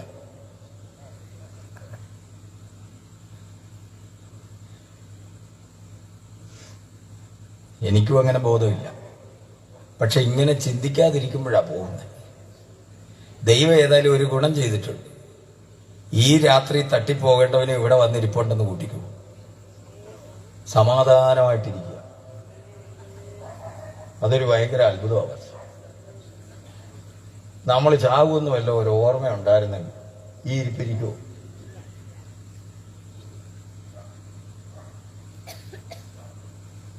ചിലർ ചിരിക്കുന്നു, ചിലർ കരയുകയാണോ ചിരിക്കുകയാണെന്നൊന്നും അറിയത്തില്ല. എന്തായാലും ഒരു കാര്യം ഉറപ്പാണ്, മരണം.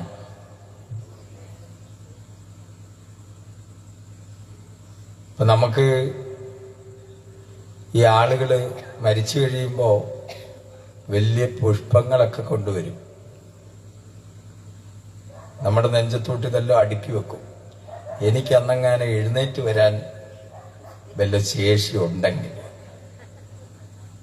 ഞാൻ ഓർത്തു പോവുകയാണ്, ജീവനോടെ ഇരിക്കുമ്പോ ഒരു റോസാപ്പൂ പോലും തരാത്തവനൊക്കെയാണ് ഇത് മുഴുവൻ കൊണ്ട് നമ്മുടെ മാറത്തടുക്കി വെക്കുകയാണ്. നിങ്ങൾ ഇന്ന് രാത്രി ഒരു കാര്യം ഓർത്തോണം, അതുകൊണ്ടൊന്നും ഒരു പ്രയോജനമില്ല.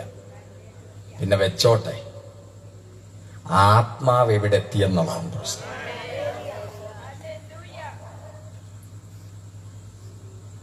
ഇപ്പം അടക്കം ഭയങ്കരമാണ്. അപ്പൊ അടക്കം പോലും ആധുനികമാണല്ലോ. ഇവിടെ ആളുകൾ പറഞ്ഞു, അടക്കം നടത്തുന്നതിന് മുമ്പ് വീടെല്ലാം പെയിന്റ് അടിക്കുക. അത്തരം അടക്കമായിപ്പോ. ശാന്തമായിട്ടിരുന്ന് കേട്ടാൽ മതി. ഏതായാലും നല്ലതായിട്ട് കേൾക്കാനുള്ള ഒരു സംവിധാനം ഇവിടെ ഉണ്ട്.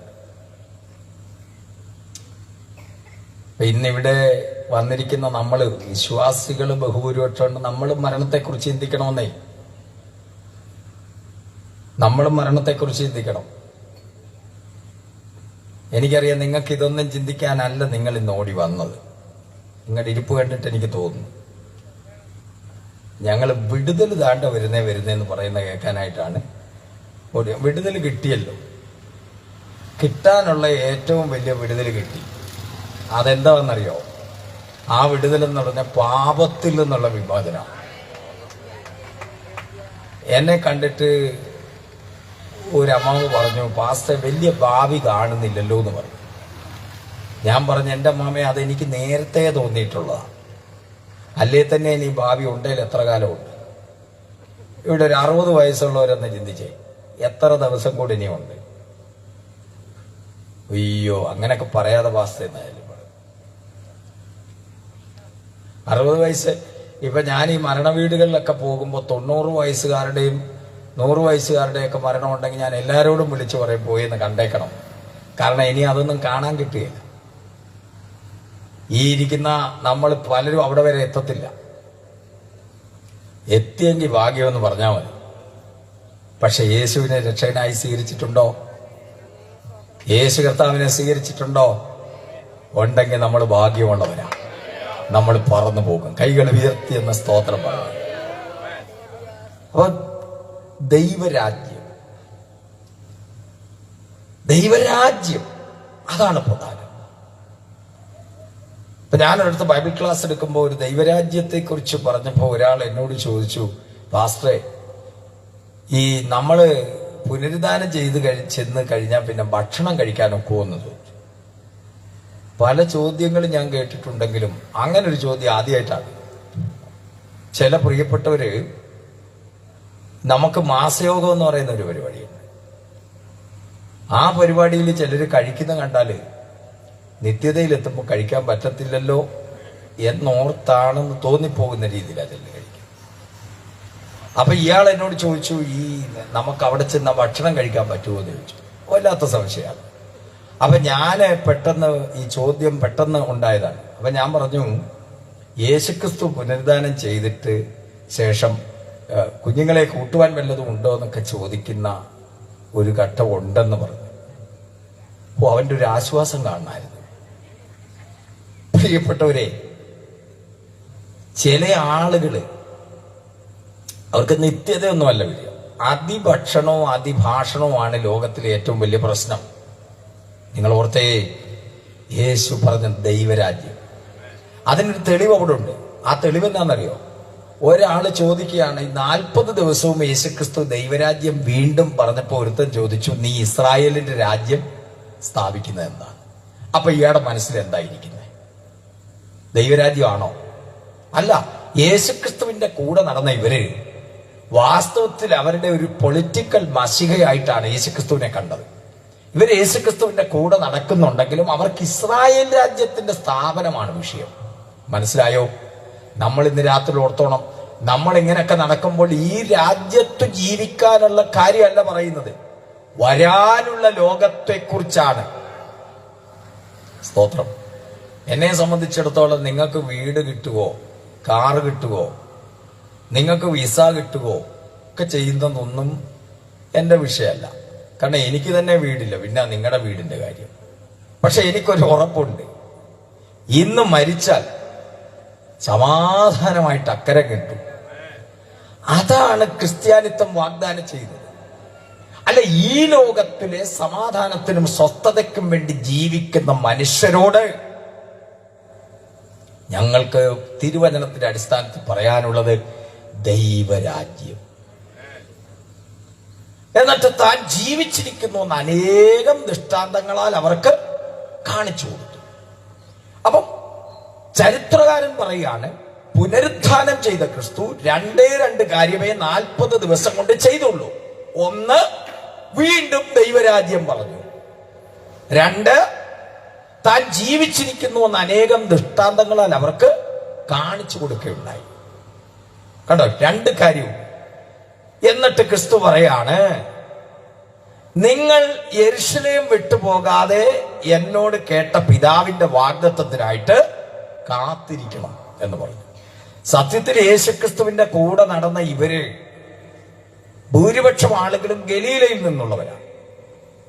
ഇവര് യേശുക്രിസ്തു കരേറിപ്പോകാനിരിക്കുകയാണ് യെരുശലേമിൽ നിന്ന് പോകാൻ. പക്ഷെ ക്രിസ്തു അവരുടെ മനസ്സ് വായിച്ചിട്ട് പറഞ്ഞു, പോകരുത്, നിങ്ങൾക്കൊരു വാഗ്ദത്തം വരുന്നുണ്ട്. ഒരു കാര്യം ഞാൻ പറയാം, ക്രിസ്തുവിന്റെ പിന്നാലെ നടന്ന ഇവരെ വെറും കൈയായിട്ട് ഈ യെരുശലേമിൽ നിന്ന് അയക്കാൻ ക്രിസ്തു തയ്യാറായില്ല.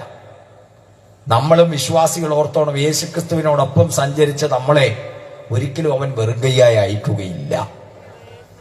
യെരുശലേം വിട്ടു പോകരുത്, ഒരു വാഗ്ദത്തം വരുന്നു. സത്യത്തിൽ ഈ വാഗ്ദത്തം എന്താണ് എന്നവർക്കറിയില്ല, അത് കണ്ടിട്ടില്ല. അങ്ങനെ ഈ 120 പേര് ഈ മർക്കോസിന്റെ മാളിക മുറിയിൽ വന്നിരിക്കുക ക്രിസ്തു പറഞ്ഞത് കൊണ്ടാണ്.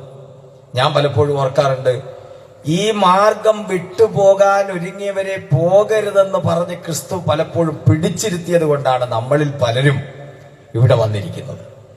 ചോദിച്ച് ചില ഘട്ടങ്ങളിലൊക്കെ അനാഥത്വം പേറി വിട്ടുപോകാൻ ഒരുങ്ങിയ നമ്മളോട് പറഞ്ഞു പോകരുത്, ഒരു വാഗ്ദത്തം വരുന്നു. ഈ രാത്രി നിങ്ങളോടും എനിക്ക് പറയാനുള്ളത്, അവന്റെ പിന്നാലെ സഞ്ചരിക്കുന്ന നമ്മളെ വെറും കൈയായിട്ട് ക്രിസ്തു അയക്കുകയില്ല. അവൻ കാത്തിരിപ്പ്. പണ്ടൊക്കെ പെന്തക്കോസ്തില് കാത്തിരിപ്പ് യോഗം എന്ന് പറയുന്ന ഒരു യോഗം ഉണ്ടായിരുന്നു. ഇപ്പൊ കാത്തിരിപ്പ് എന്ന് കേൾക്കുമ്പോഴേ ആളുകൾ പാത്തിരിപ്പാണ്. ഈ കാത്തിരിപ്പ് യോഗത്തിലാണ് അനേക ആളുകളും ആത്മസ്നാനം പ്രാപിച്ചത്, ഞാനടക്കം. ഇവിടെ നമ്മുടെ മാങ്ങാന ജോസഫ് അപ്പച്ചന്റെ ഒരു പ്രാർത്ഥനയിലിരിക്കുമ്പോഴാണ് ഞാൻ ആത്മസ്നാനം പ്രാപിച്ചത്. ഇവിടെയും ചിലർ കാണുമായിരിക്കും. അപ്പൊ യേശുക്രിസ്തു പറഞ്ഞു, നിങ്ങൾ യെരൂശലേം വിട്ടുപോകരുത്, എന്നോട് കേട്ട പിതാവിന്റെ വാഗ്ദത്തത്തിനായിട്ട് കാത്തിരിക്കണം. അങ്ങനെ ഈ 120 പേര് യേശുക്രിസ്തുവിന്റെ സന്നിധിയിൽ കാത്തിരിക്കുകയാണ്. ആ കാത്തിരുന്നവരുടെ മേലാണ് ദൈവത്തിന്റെ പരിശുദ്ധാത്മാവ് ഇറങ്ങി വന്നത്. എനിക്ക് അതിശയമായിട്ട് തോന്നിയ ഒരു കാര്യം, തൊട്ടപ്പുറത്ത് മനോഹരമായ യെരൂശലേം ദേവാലയമുണ്ട്. ആ ദേവാലയത്തിന്റെ പ്രൗഢിയും മഹത്വവും ഒക്കെ ചൂണ്ടിക്കാണിച്ചു അവര്. പക്ഷേ ദൈവത്തിന്റെ പരിശുദ്ധാത്മാവ് ഇറങ്ങി വന്നത് എവിടെയാണെന്നറിയാമോ? ആ മാളിക മുറിയിൽ 120 പേര് കൂടിയിരുന്നവരുടെ നടുവിലാണ്. സുവിശേഷം പ്രസംഗിച്ചിട്ട് ഇറങ്ങുന്ന ഒരു ഘട്ടത്തില് ഒരു പിതാവ് എന്നോട് ചോദിച്ചു, നിങ്ങളൊക്കെ വീട്ടിലെ സഭയല്ലേ? ഞാൻ പറഞ്ഞു വീട്ടിലെ സഭയാ. എന്തോ ഒരു പുച്ഛം പോലാണ് വീട്ടിലെ സഭ എന്ന് പറയുന്നത്. പക്ഷേ വിശുദ്ധ ബൈബിളിന്റെ ചരിത്രം നമ്മൾ പരിശോധിക്കുമ്പോൾ യെരൂശലേം ദേവാലയം പോലെ അതിമനോഹരമായ ഒരു ദേവാലയം, പടുകൂറ്റൻ ദേവാലയം ഉയർന്നു നിൽക്കുമ്പോൾ പ്രാർത്ഥനയോടുകൂടെ ദൈവത്തിന്റെ സന്നിധിയിൽ കാത്തിരുന്നവരുടെ മേലാണ് പരിശുദ്ധാത്മാവ് ഇറങ്ങി വന്നത് എന്ന ചരിത്രം അറിയാവുന്നവർ കൈകൾ ഉയർത്തിയെന്ന് സ്തോത്രം പറയണം. പ്രിയപ്പെട്ട സുഹൃത്തുക്കളെ, മനോഹരമായ മണിമന്ദിരങ്ങളുടെ മനോഹാരിത കണ്ടിറങ്ങി വരുന്നതല്ല പരിശുദ്ധാത്മാവ്. പിന്നെയോ മനസ്സൊരുക്കത്തോടുകൂടി അവന്റെ സന്നിധിയിൽ ഇരിക്കുകയാണെങ്കിൽ നിങ്ങളിലേക്ക് ഇറങ്ങി വരാൻ കൊതിക്കുന്ന ആത്മാവാണ്. ആത്മസ്നാനം പ്രാപിച്ചവരൊക്കെ കരങ്ങൾ അടിച്ചെന്ന് രാത്രി ദൈവത്തിന് സ്തോത്രം പറ. യെരൂശലേം ദേവാലയത്തിലല്ല ആത്മാവ് ഇറങ്ങി വന്നത്, മർക്കോസിന്റെ മാളിക മുറിയിൽ ആ 120 പേരുടെ മേൽ പകർന്ന ആത്മാവ് ഇന്നും അങ്ങനെ തന്നെ കൊതിയോടെ കാത്തിരിക്കുന്നവരുടെ മേൽ ആ ആത്മാവ് ഇറങ്ങി വരും. സ്തോത്രം. നമ്മളൊന്ന് ആലോചിക്കണം. ഇന്ന് ദൈവത്തിന്റെ പരിശുദ്ധാത്മാവിന്റെ ആ കൃപയും അനുഗ്രഹവും ഒക്കെ എത്ര പേര് കൊതിക്കുന്നുണ്ട്. അതൊക്കെ അന്യം നിന്ന് പോകുന്ന ഒരു കാലത്തേക്ക് നമ്മൾ വരികയാണ്. എന്നാൽ ഈ രാത്രിയില് അത്തരം ഒരു കൃപ പ്രാപിക്കാൻ കൂടെ ദൈവത്തിന്റെ മക്കൾ ഒരുക്കത്തോടു കൂടെ ആയിരിക്കണം. പരിശുദ്ധാത്മാവിന് വേണ്ടി കൊതിക്കുന്ന എത്ര പേരുണ്ട് രാത്രി ഇവിടെ വചനം കേൾക്കുന്നുണ്ട്? കൈകൾ ഉയർത്തി എന്ന സ്തോത്രം പറഞ്ഞാട്ടെ. അപ്പൊ ഈ ശിഷ്യര് അവിടെ കാത്തിരിക്കുമ്പോ പറഞ്ഞു, എന്നോട് കേട്ട പിതാവിന്റെ വാഗ്ദത്തത്തിനായിട്ട് കാത്തിരിക്കണം. അപ്പൊ യോഹന്നാൻ നിങ്ങളെ വെള്ളം കൊണ്ട് സ്നാനപ്പെടുത്തി, ക്രിസ്തുവോ നിങ്ങളെ പരിശുദ്ധാത്മാവിനാൽ സ്നാനപ്പെടുത്തും എന്ന വാഗ്ദത്തമാണ് അവിടെ സംഭവിക്കുന്നത് നമ്മൾ ഓർക്കണം. അപ്പോ യേശുക്രിസ്തുവിന്റെ പുനരുത്ഥാന ശേഷം അവൻ കരേറിപ്പോകുമ്പോൾ അവൻ പറഞ്ഞ വാക്കിതാണ്, നിങ്ങൾ യെരൂശലേം വിട്ടുപോകരുത്, വിട്ടുപോകാതെ കാത്തിരിക്കുക. ഈ കാത്തിരിക്കുന്ന 120 പേരുടെ മേൽ പരിശുദ്ധാത്മാവ് ഇറങ്ങി വന്ന ആ ദിവസം ഏതാണ്ട് AD 30 AD 30 പെന്തക്കോസ്ത് പെരുന്നാളില് യെരൂശലേമിലെ മാളിക മുറിയില് ഈ 120 പേരുടെ മേൽ പകർന്ന പരിശുദ്ധാത്മ പകർച്ചയാണ് ക്രൈസ്തവ സഭയുടെ ഭൂമിയിലെ സ്ഥാപനമായിട്ട് ചരിത്രത്തിൽ രേഖപ്പെടുത്തിയത്. സ്തോത്രം. അതാണ് നമ്മുടെ ചരിത്രം. അപ്പൊ എന്നോട് വീട്ടിലെ സഭയാണോ എന്ന് ചോദിച്ച അച്ചായൻ എന്നോട് ചോദിച്ചു, നിങ്ങൾ എന്നാ ഉണ്ടായത്? അങ്ങനെ ചോദിക്കുന്ന ആളുകൾ ഇപ്പോഴും ഉണ്ട്. എന്ന് പറഞ്ഞാൽ അച്ചായൻ ഈ പെന്തിക്കോസ്ത് എന്നാ ഉണ്ടായെന്നാ ചോദിച്ചേ. അപ്പൊ ഞാന് ആ അച്ചായനോട് വളരെ ബഹുമാനത്തോടെ തിരിച്ചു ചോദിച്ചു, അല്ല അച്ചായൻ പറയുന്ന ഈ സംഭവമൊക്കെ എന്നാ ഉണ്ടായത്? അന്നാലേ അദ്ദേഹം പറഞ്ഞു, ഞങ്ങളങ്ങ് 1-ാം നൂറ്റാണ്ട് തൊട്ടുള്ളതാണ്. അപ്പൊ ഞാൻ ചോദിച്ചു, 1-ാം നൂറ്റാണ്ടിൽ ഉണ്ടായിരുന്നതെല്ലാം നിങ്ങളുടെ ഇടയിൽ ഇപ്പോ ഉണ്ടോന്ന് ചോദിച്ചു. അതെന്നാന്ന് ചോദിച്ചപ്പോ ഞാൻ പറഞ്ഞു, 1-ാം നൂറ്റാണ്ടിലെ ഈ മർക്കോസിന്റെ മാളിക മുറിയിൽ കൂടിയിരുന്നവരുടെ മേൽ പരിശുദ്ധാത്മ പകർച്ച ഉണ്ടായപ്പോൾ ആദ്യത്തെ ബിഷപ്പ് എന്ന് പറയുന്ന ഈ പത്രോസ് എഴുന്നേറ്റ് നിന്ന് പ്രസംഗിച്ച പ്രസംഗത്തിൽ ഒന്നാമത് പറഞ്ഞത് ഈ മാനസാന്തരത്തെ കുറിച്ചാ, ഈ രക്ഷയെക്കുറിച്ചാ, സ്നാനത്തെക്കുറിച്ചാ, പരിശുദ്ധാത്മ സ്നാനത്തെ കുറിച്ചാ, അപ്പം നുറുക്കിനെ കുറിച്ചാ, കൂട്ടായ്മയെ കുറിച്ചാ. ഇതുണ്ടോന്ന് ചോദിച്ചു. സ്തോത്രം.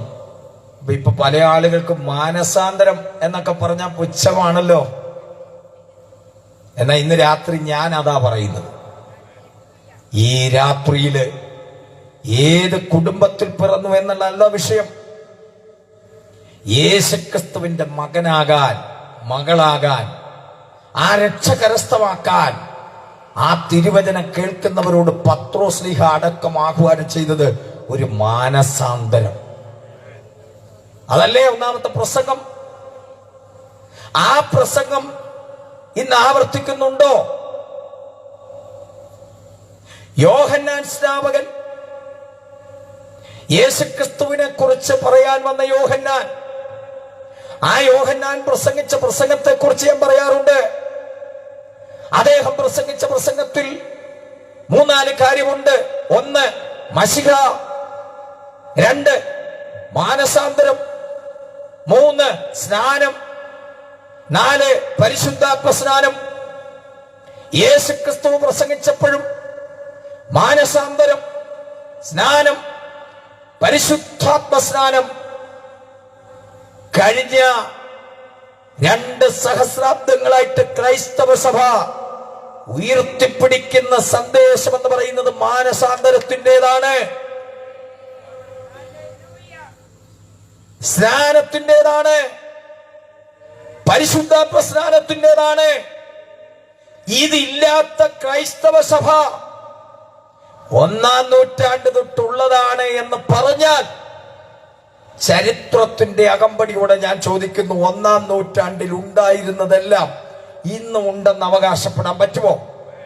എന്നാൽ നമുക്കറിയാം, AD 30 പെന്തക്കോസ്ത് പെരുന്നാളിൽ യെരൂശലേമിലെ മാളിക മുറിയിൽ ആരംഭിച്ച ഈ ക്രൈസ്തവ സഭ ഏതാണ്ട് 15-ാം നൂറ്റാണ്ടെത്തുമ്പോൾ അനാചാരങ്ങളുടെ, അന്ധവിശ്വാസങ്ങളുടെ, അക്രൈസ്തവമായിട്ടുള്ള എല്ലാ ചിന്തകളുടെയും കേന്ദ്രമായി അധപ്പതിച്ചു.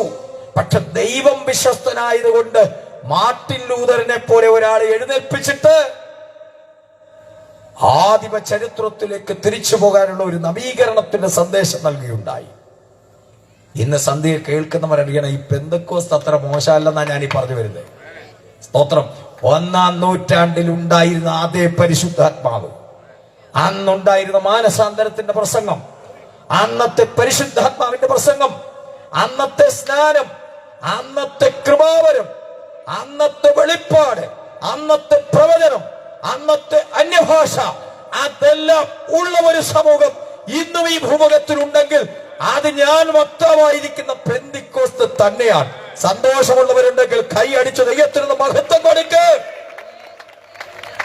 സ്തോത്രം. അപ്പൊ പെന്തിക്കോസ്താണ് എന്ന് പറയുന്നതിന് അഭിമാനക്കേടൊന്നും വേണ്ട. അപ്പൊ എന്നോട് ചോദിച്ച അപ്പച്ചനെ ഇരുത്തി ഞാൻ ചോദിച്ചു, അപ്പച്ച അന്നുണ്ടായിരുന്ന എല്ലാം ഉണ്ടോന്ന് ചോദിച്ചു.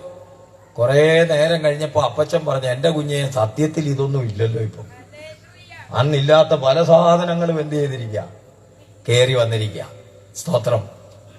പെന്തിക്കോസ്ത് ഒന്നുകൂടൊക്കെ ഒന്ന് പരിഷ്കരിക്കപ്പെട്ട് വന്നാൽ നമ്മള് എന്നാ സംഭവം എന്നറിയാം. ഹല്ലേലൂയ. ഒരു സ്വയവിമർശനത്തിന്റെ കാലം കൂടെയാണ് നമ്മൾ. സ്തോത്രം. നമ്മുടെ കയ്യിൽ അന്നത്തെ പല മൂല്യവത്തായ സംഭവങ്ങൾ ഇന്ന് നമുക്കുണ്ട്. പെന്തിക്കോസ്തിന്റെ പ്രസംഗത്തില് മാനസാന്തരം പറയാതെ എന്താ പ്രസംഗം? അതുകൊണ്ട് ഈ രാത്രി ഞാൻ നിങ്ങളോട് പറയാണ്, മനസ്സിന് മാറ്റം വരാത്ത ആളുകൾ ഇവിടെ ഇരിപ്പുണ്ടെങ്കിൽ യേശുക്രിസ്തു നിങ്ങളുടെ മനസ്സിന് മാറ്റം ഉണ്ടാക്കും. അങ്ങനെ മാനസാന്തരപ്പെട്ട ആളുകളാണ് ഈ ദൈവസന്നിധി വന്നിരിക്കുന്നത്. മദ്യപാനാസക്തി കൊണ്ട് മുടിഞ്ഞു പോയ വ്യക്തികൾ, കുടുംബങ്ങൾ ഈ സുവിശേഷം കേട്ടാണ് വിടുതൽ പ്രാപിച്ചത്. ഹല്ലേലൂയ. ആത്മഹത്യ പ്രതീക്ഷിച്ചിരുന്ന മനുഷ്യര് ഈ സുവിശേഷം കേട്ടാണ് രക്ഷപ്പെട്ടത്. ജീവിതത്തിൽ ആശയറ്റുപോയ 100 കുടുംബങ്ങളെ ഈ സുവിശേഷമാണ് രക്ഷിച്ചത്. ഈ യേശുവാണ് രക്ഷിച്ചത്. അതുകൊണ്ട് ഈ രാത്രി ഞങ്ങൾ ഒന്നുകൂടെ സ്പഷ്ടമായിട്ട് വിളിച്ചു പറയുന്നു, ഉയർത്തെഴുന്നേറ്റ ക്രിസ്തുനാഥൻ ഈ ഭൂമുഖത്ത് 40 ദിവസം പുനരുദ്ധാന ശരീരത്തിലിരുന്നു കൊണ്ട് ദൈവരാജ്യം സംബന്ധിച്ചുള്ള കാര്യം പറഞ്ഞ് താൻ ജീവിച്ചിരിക്കുന്നു എന്ന് തെളിയിച്ചിട്ട് കടന്നുപോയെങ്കിൽ ഇനിയും സംഭവിക്കാൻ പോകുന്നത് എന്താണ്? ലോകത്തിൽ ഇനിയും സംഭവിക്കാൻ പോകുന്ന ഏറ്റവും വലിയ സംഭവം, നമ്മുടെ കർത്താവായ യേശുക്രിസ്തു അവൻ പുനരാഗമിക്കാൻ പോവുകയാണ്. ഇനിയും പാപികൾക്ക് മോചനം കൊടുക്കാനല്ല ക്രിസ്തു വരുന്നത്, തനിക്കായി കാത്തിരിക്കുന്ന വിശുദ്ധന്മാരെ തന്നോടൊപ്പം ചേർക്കാൻ നമ്മുടെ കർത്താവ് വരുന്നു. സന്തോഷമുള്ളവർ കൈകൾ ഉയർത്തി ഇന്ന് രാത്രി സ്തോത്രം പറയണം. സ്തോത്രം. യേശു വരുന്നു, യേശു വരാൻ പോകുന്നു. സ്തോത്രം. പാപത്തിൽ നിന്ന് അതിനു മുമ്പേ പരിഹാരം പ്രാപിക്കണം. ഏറ്റവും ഒടുവിലത്തെ ഘട്ടം ഞാൻ പറയാം. കുരിശിൽ 3 മരണങ്ങളാണ് നടന്നത്. ഒന്ന്, കേട്ടോളൂ, അനുതാപരഹിതനായ ഒരു കള്ളന്റെ മരണം. പാപം ചെയ്തു, അനുതപിക്കാൻ രക്ഷകൻ തൊട്ടടുത്തുണ്ടായിരുന്നു, പക്ഷെ അനുതപിച്ചില്ല. അനുതാപരഹിതനായ ഒരു കള്ളന്റെ മരണം. 2, അനുതപിച്ച കള്ളന്റെ മരണം. 3, പാപപരിഹാരാർത്ഥമുള്ള ക്രിസ്തുവിന്റെ മരണം. ഇന്ന് ഈ ഭൂമിയിൽ ഈ 2 മരണങ്ങൾ നടക്കുന്നുണ്ട്. ഒന്ന്, അനുതപിച്ചു മരിക്കുന്ന മനുഷ്യർ, പാപങ്ങൾ ഏറ്റുപറഞ്ഞ് യേശുക്രിസ്തുവിനെ സ്വന്തം രക്ഷകനും കർത്താവുമായി സ്വീകരിച്ച് മരണത്തിലേക്ക് കടന്നു പോകുന്ന മനുഷ്യര്. ആ കൂട്ടത്തിലുള്ളവരാ നമ്മളീ പലരും. നമ്മുടെ പാപങ്ങൾ ഏറ്റുപറഞ്ഞു, അനുതപിച്ചു, കുറ്റമേറ്റു പറഞ്ഞു, കാൽവരി കുരിശിൽ എന്റെ കർത്താവ് എനിക്ക് വേണ്ടി മരിച്ചു എന്ന് ഏറ്റുപറഞ്ഞ ദിനങ്ങളെന്ന് ഓർത്തേ പ്രിയപ്പെട്ടവരെ. ആ കണ്ണുകൾ നിറഞ്ഞ് കവിൾത്തടത്തിലൂടെ കണ്ണുനീർ തുള്ളികൾ അടർന്നു വീണ ആ സുന്ദര ദിവസമെന്ന് ഓർത്തിന്ന് രാത്രി ദൈവത്തിന് സ്തോത്രം പറയണം. ആരാണ് നമുക്ക് ആ മാനസാന്തരം തന്നത്? നമുക്കറിയാം. എനിക്ക് വേണ്ടി കാൽവറിയിൽ പാപപരിഹാരാർത്ഥം മരിച്ച ക്രിസ്തു എന്റെ രക്ഷകനെന്ന് ഏറ്റുപറഞ്ഞ ദിവസം. സ്തോത്രം. ഞാൻ എന്റെ 14-ാമത്തെ വയസ്സിലാണ് യേശുക്രിസ്തുവിനെ സ്വീകരിക്കുന്നത്. 14 വയസ്സുള്ളപ്പോ യേശുവിനെ സ്വീകരിച്ചവരുള്ള ഇരുന്ന് കൈ ഉയർത്തിക്ക്. ഇവിടെ ആരുമില്ലേ? ആ സ്റ്റേജിലുണ്ട്. ഭയങ്കര സന്തോഷമാണ്. 14 വയസ്സ് കൊണ്ട് ഇന്ന് നിങ്ങളിപ്പം പ്രായമെല്ലാം കടന്നുപോയി, പാസ്റ്റർ ഇനിയും സാധിക്കുമോ, മരണത്തോട് അടുക്കാറായല്ലോ എന്ന് പറഞ്ഞാൽ, ക്രൂശിലെ കള്ളൻ ആ അവസാന ഘട്ടമാണ് യേശുവിനെ എന്ത് ചെയ്തത്? രക്ഷകനായി സ്വീകരിച്ചത്. ഇന്നത്തെ യോഗത്തിൽ ഇനി ലാസ്റ്റ് ഘട്ടമാണെങ്കിലും എന്റെ കർത്താവേ എന്നെ കൂടെ ഓർക്കണേ എന്ന് പറഞ്ഞാൽ രക്ഷപ്പെടും. ഇതൊക്കെയാ സിമ്പിൾ സുവിശേഷ. അല്ല, ഇതിനകത്ത് വേറെ സംഭവമൊന്നുമില്ല. ഈ രക്ഷാസിദ്ധാന്തം വലിയ സങ്കീർണമാക്കുകയായിരുന്നെങ്കിൽ എനിക്ക് തോന്നിയിട്ടുണ്ട് വിശ്വാസത്തിലേക്ക് ഒത്തിരി പേര് വന്നേനവെന്ന്. ഇപ്പൊ പല വിശ്വാസവും വലിയ സങ്കീർണമാണ്. അതിനൊരുപാട് ചിട്ടവട്ടങ്ങളും പരിപാടികളും എല്ലാം ഉണ്ടെങ്കിൽ മാത്രമേ ഇതേതാണ്ട് സംഭവമാണെന്ന് ആളുകൾക്ക്, ആ സംഭവത്തിന് പുറകെയാ മനുഷ്യര്. പക്ഷേ ക്രിസ്ത്യാനിത്വം മുമ്പോട്ട് വെക്കുന്ന സിമ്പിൾ രക്ഷാസിദ്ധാന്തം എന്താണെന്നറിയോ? ഇവിടെ ഇരിക്കുന്ന നിങ്ങള് അയ്യോ യേശു എന്റെ പാപത്തിന്റെ പരിഹാരകനാണെന്ന് ഇന്ന് ഹൃദയം കൊണ്ട് വിശ്വസിക്കുകയും അവിടെ എഴുന്നേറ്റ് നിന്ന് വായികൊണ്ട് ഏറ്റുപറയുകയും ചെയ്താൽ നിങ്ങൾ രക്ഷിക്കപ്പെടും, സ്വർഗം കിട്ടും, നിത്യത കിട്ടുമെന്ന്. വളരെ ലളിതമായതുകൊണ്ട് ഇത് ആളുകൾക്ക് അത്ര സ്വീകാര്യമല്ല. എന്നാൽ പല മതങ്ങളും വലിയ സങ്കീർണമായ സംഭവങ്ങളാണ് രക്ഷാസിദ്ധാന്തം. അതുകൊണ്ട് അതൊക്കെ ചെയ്യാൻ ആളുകള് ഭയങ്കര ഇഷ്ടമാണ്. രക്ഷിക്കപ്പെടാത്തവരുണ്ടല്ലോ ഇവിടെ. ഏതായാലും ബാസ് യോഗം വെച്ചല്ലേ, യോഗത്തിനൊന്ന് കൂടിയേക്കാന്ന് പറഞ്ഞ് വന്ന ഇന്ന് രാത്രിയിൽ നിങ്ങൾ ഉറങ്ങത്തില്ല, അതെനിക്ക് ഉറപ്പുണ്ട്. ഈ സുവിശേഷം നീ കേട്ടുപോയി, ഇന്ന് രാത്രി വീട്ടിൽ ചെന്ന് ഉറങ്ങുന്നതിന് മുമ്പ് നിന്റെ മരണം എപ്പോഴാണ് സംഭവിക്കുന്നതെന്ന് ഓർക്കുക. മരിക്കുമ്പോൾ നിത്യത വേണോ അതോ ഈ ഭൂമിയിലെ സൗഭാഗ്യങ്ങളെല്ലാം വേണോ? മരണം ഏത് സമയത്ത് സംഭവിക്കാം. യേശുവേ, ഇന്ന് രാത്രി നിന്നെ എനിക്ക് വേണമെന്ന് പറയാൻ ഇവിടെ എത്ര പേരുണ്ട് പ്രിയപ്പെട്ടവരെ. അങ്ങനെ പറയുന്നവർ കൈകൾ ഉയർത്തിയെന്ന സ്തോത്രം പറഞ്ഞു ഈ രാത്രി. ചുറ്റുപാടുകളിലൊക്കെ ഇത്രയും വലിയ ശബ്ദ സംവിധാനത്തിൽ കേൾക്കുന്നുണ്ടല്ലോ. നിങ്ങളോട് പറയുന്നു, മരണം എപ്പോൾ സംഭവിക്കുന്നറിയില്ല. മരിച്ചാൽ പിന്നെ ഇതൊരിക്കലും പ്രാപിക്കാൻ കഴിയുന്നതല്ല. മരണത്തിന് മുമ്പ് ഇത് സ്വീകരിക്കേണ്ടതാണ്. അപ്പൊ കാൽവറിയിലെ 3 മരണം: ഒന്ന് അനുദപിച്ച കള്ളൻ, അനുതാപരഹിതനായ കള്ളൻ, പാപപരിഹാരത്തിനുള്ള ക്രിസ്തുവിന്റെ മരണം. ആ ക്രിസ്തുവിന്റെ മരണം ഇനി ഒരിക്കലും സംഭവിക്കത്തില്ല, ഒരിക്കലായിട്ട് സംഭവിച്ചതാണ് പാപപരിഹാരത്തിന് വേണ്ടിയുള്ള യേശുവിന്റെ മരണം. ആ മരണം എനിക്ക് വേണ്ടിയായിരുന്നു എന്ന് ഏറ്റെടുക്കുന്ന ഏതൊരാൾക്കും നിത്യത ഉറപ്പാണ്. 120 പേര് മാളിക മുറിയിൽ ആരംഭിച്ച ഈ മാർഗം ജനകോടികൾ നെഞ്ചിലേറ്റി അവർ യേശുവിന്റെ മക്കളായി തീർന്നു. ഈ പാസ്റ്ററും സംഘവും ഇവിടെ ഈ സമ്മേളനം നടത്തുമ്പോൾ ഇത് പണത്തിന്റെ അതിപ്രസരം കൊണ്ടല്ല, ഒരാൾ കൂടെയെങ്കിലും യേശുവിന്റെ രാജ്യത്തിലേക്ക് ഇന്ന് ചേർന്നാൽ മുഴു ലോകത്തിന്റെയും വിലയാണ്. കൈകൾ ഉയർത്തിയെന്ന് സ്തോത്രം ചെയ്യാം. ഒരു നിമിഷം ദൈവസന്നിധിയിൽ ഒന്ന് എഴുന്നേറ്റ് നിൽക്കാം. നമ്മളെല്ലാവരും ദൈവത്തിനൊന്ന് സ്തുതി കൊടുക്കാൻ പോവുകയാണ്. ഒരു നിമിഷം ഈ സുവിശേഷ യോഗത്തിൽ വന്നിട്ടുള്ള പ്രിയപ്പെട്ടവരെ, ആ കണ്ണുകളെ അടച്ച് ഒരു നിമിഷം സ്തോത്രം ചെയ്യാൻ സന്തോഷമുള്ള പ്രിയപ്പെട്ടവരെ, എല്ലാവരും കർത്താവിന് സ്തുതി പറഞ്ഞാട്ടെ. യേശുവിനെ രക്ഷകനും കർത്താവുമായി സ്വീകരിച്ച പ്രിയപ്പെട്ടവർ ഇന്ന് സന്തോഷിച്ചോണം. നിങ്ങൾ രോഗിയായിട്ടോ ക്ഷീണിതനായിട്ടോ ഒക്കെ ഈ സമ്മേളനത്തിൽ വന്നിരിക്കുകയായിരിക്കും. പക്ഷെ ഞാൻ പറഞ്ഞത് പുനരുദ്ധാനത്തിന്റെ ശരീരം, തേജസ്സിന്റെ ശരീരം നമുക്ക് കിട്ടാൻ പോവുകയാണ്.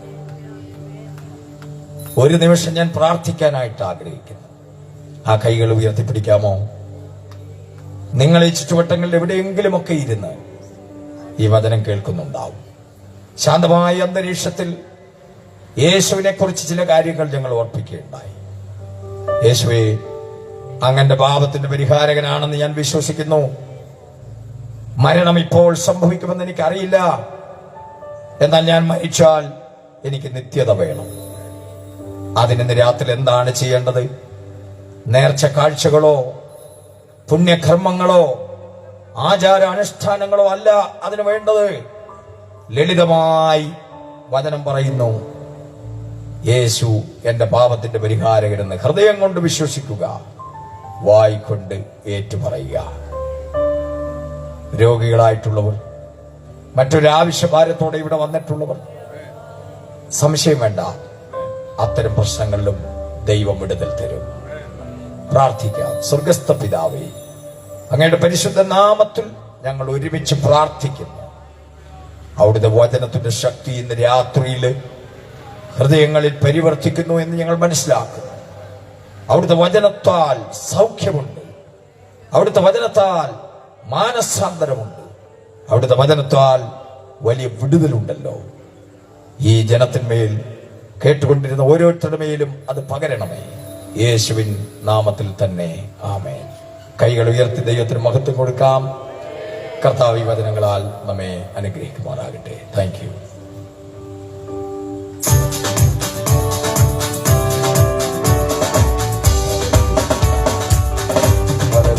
Hallelujah.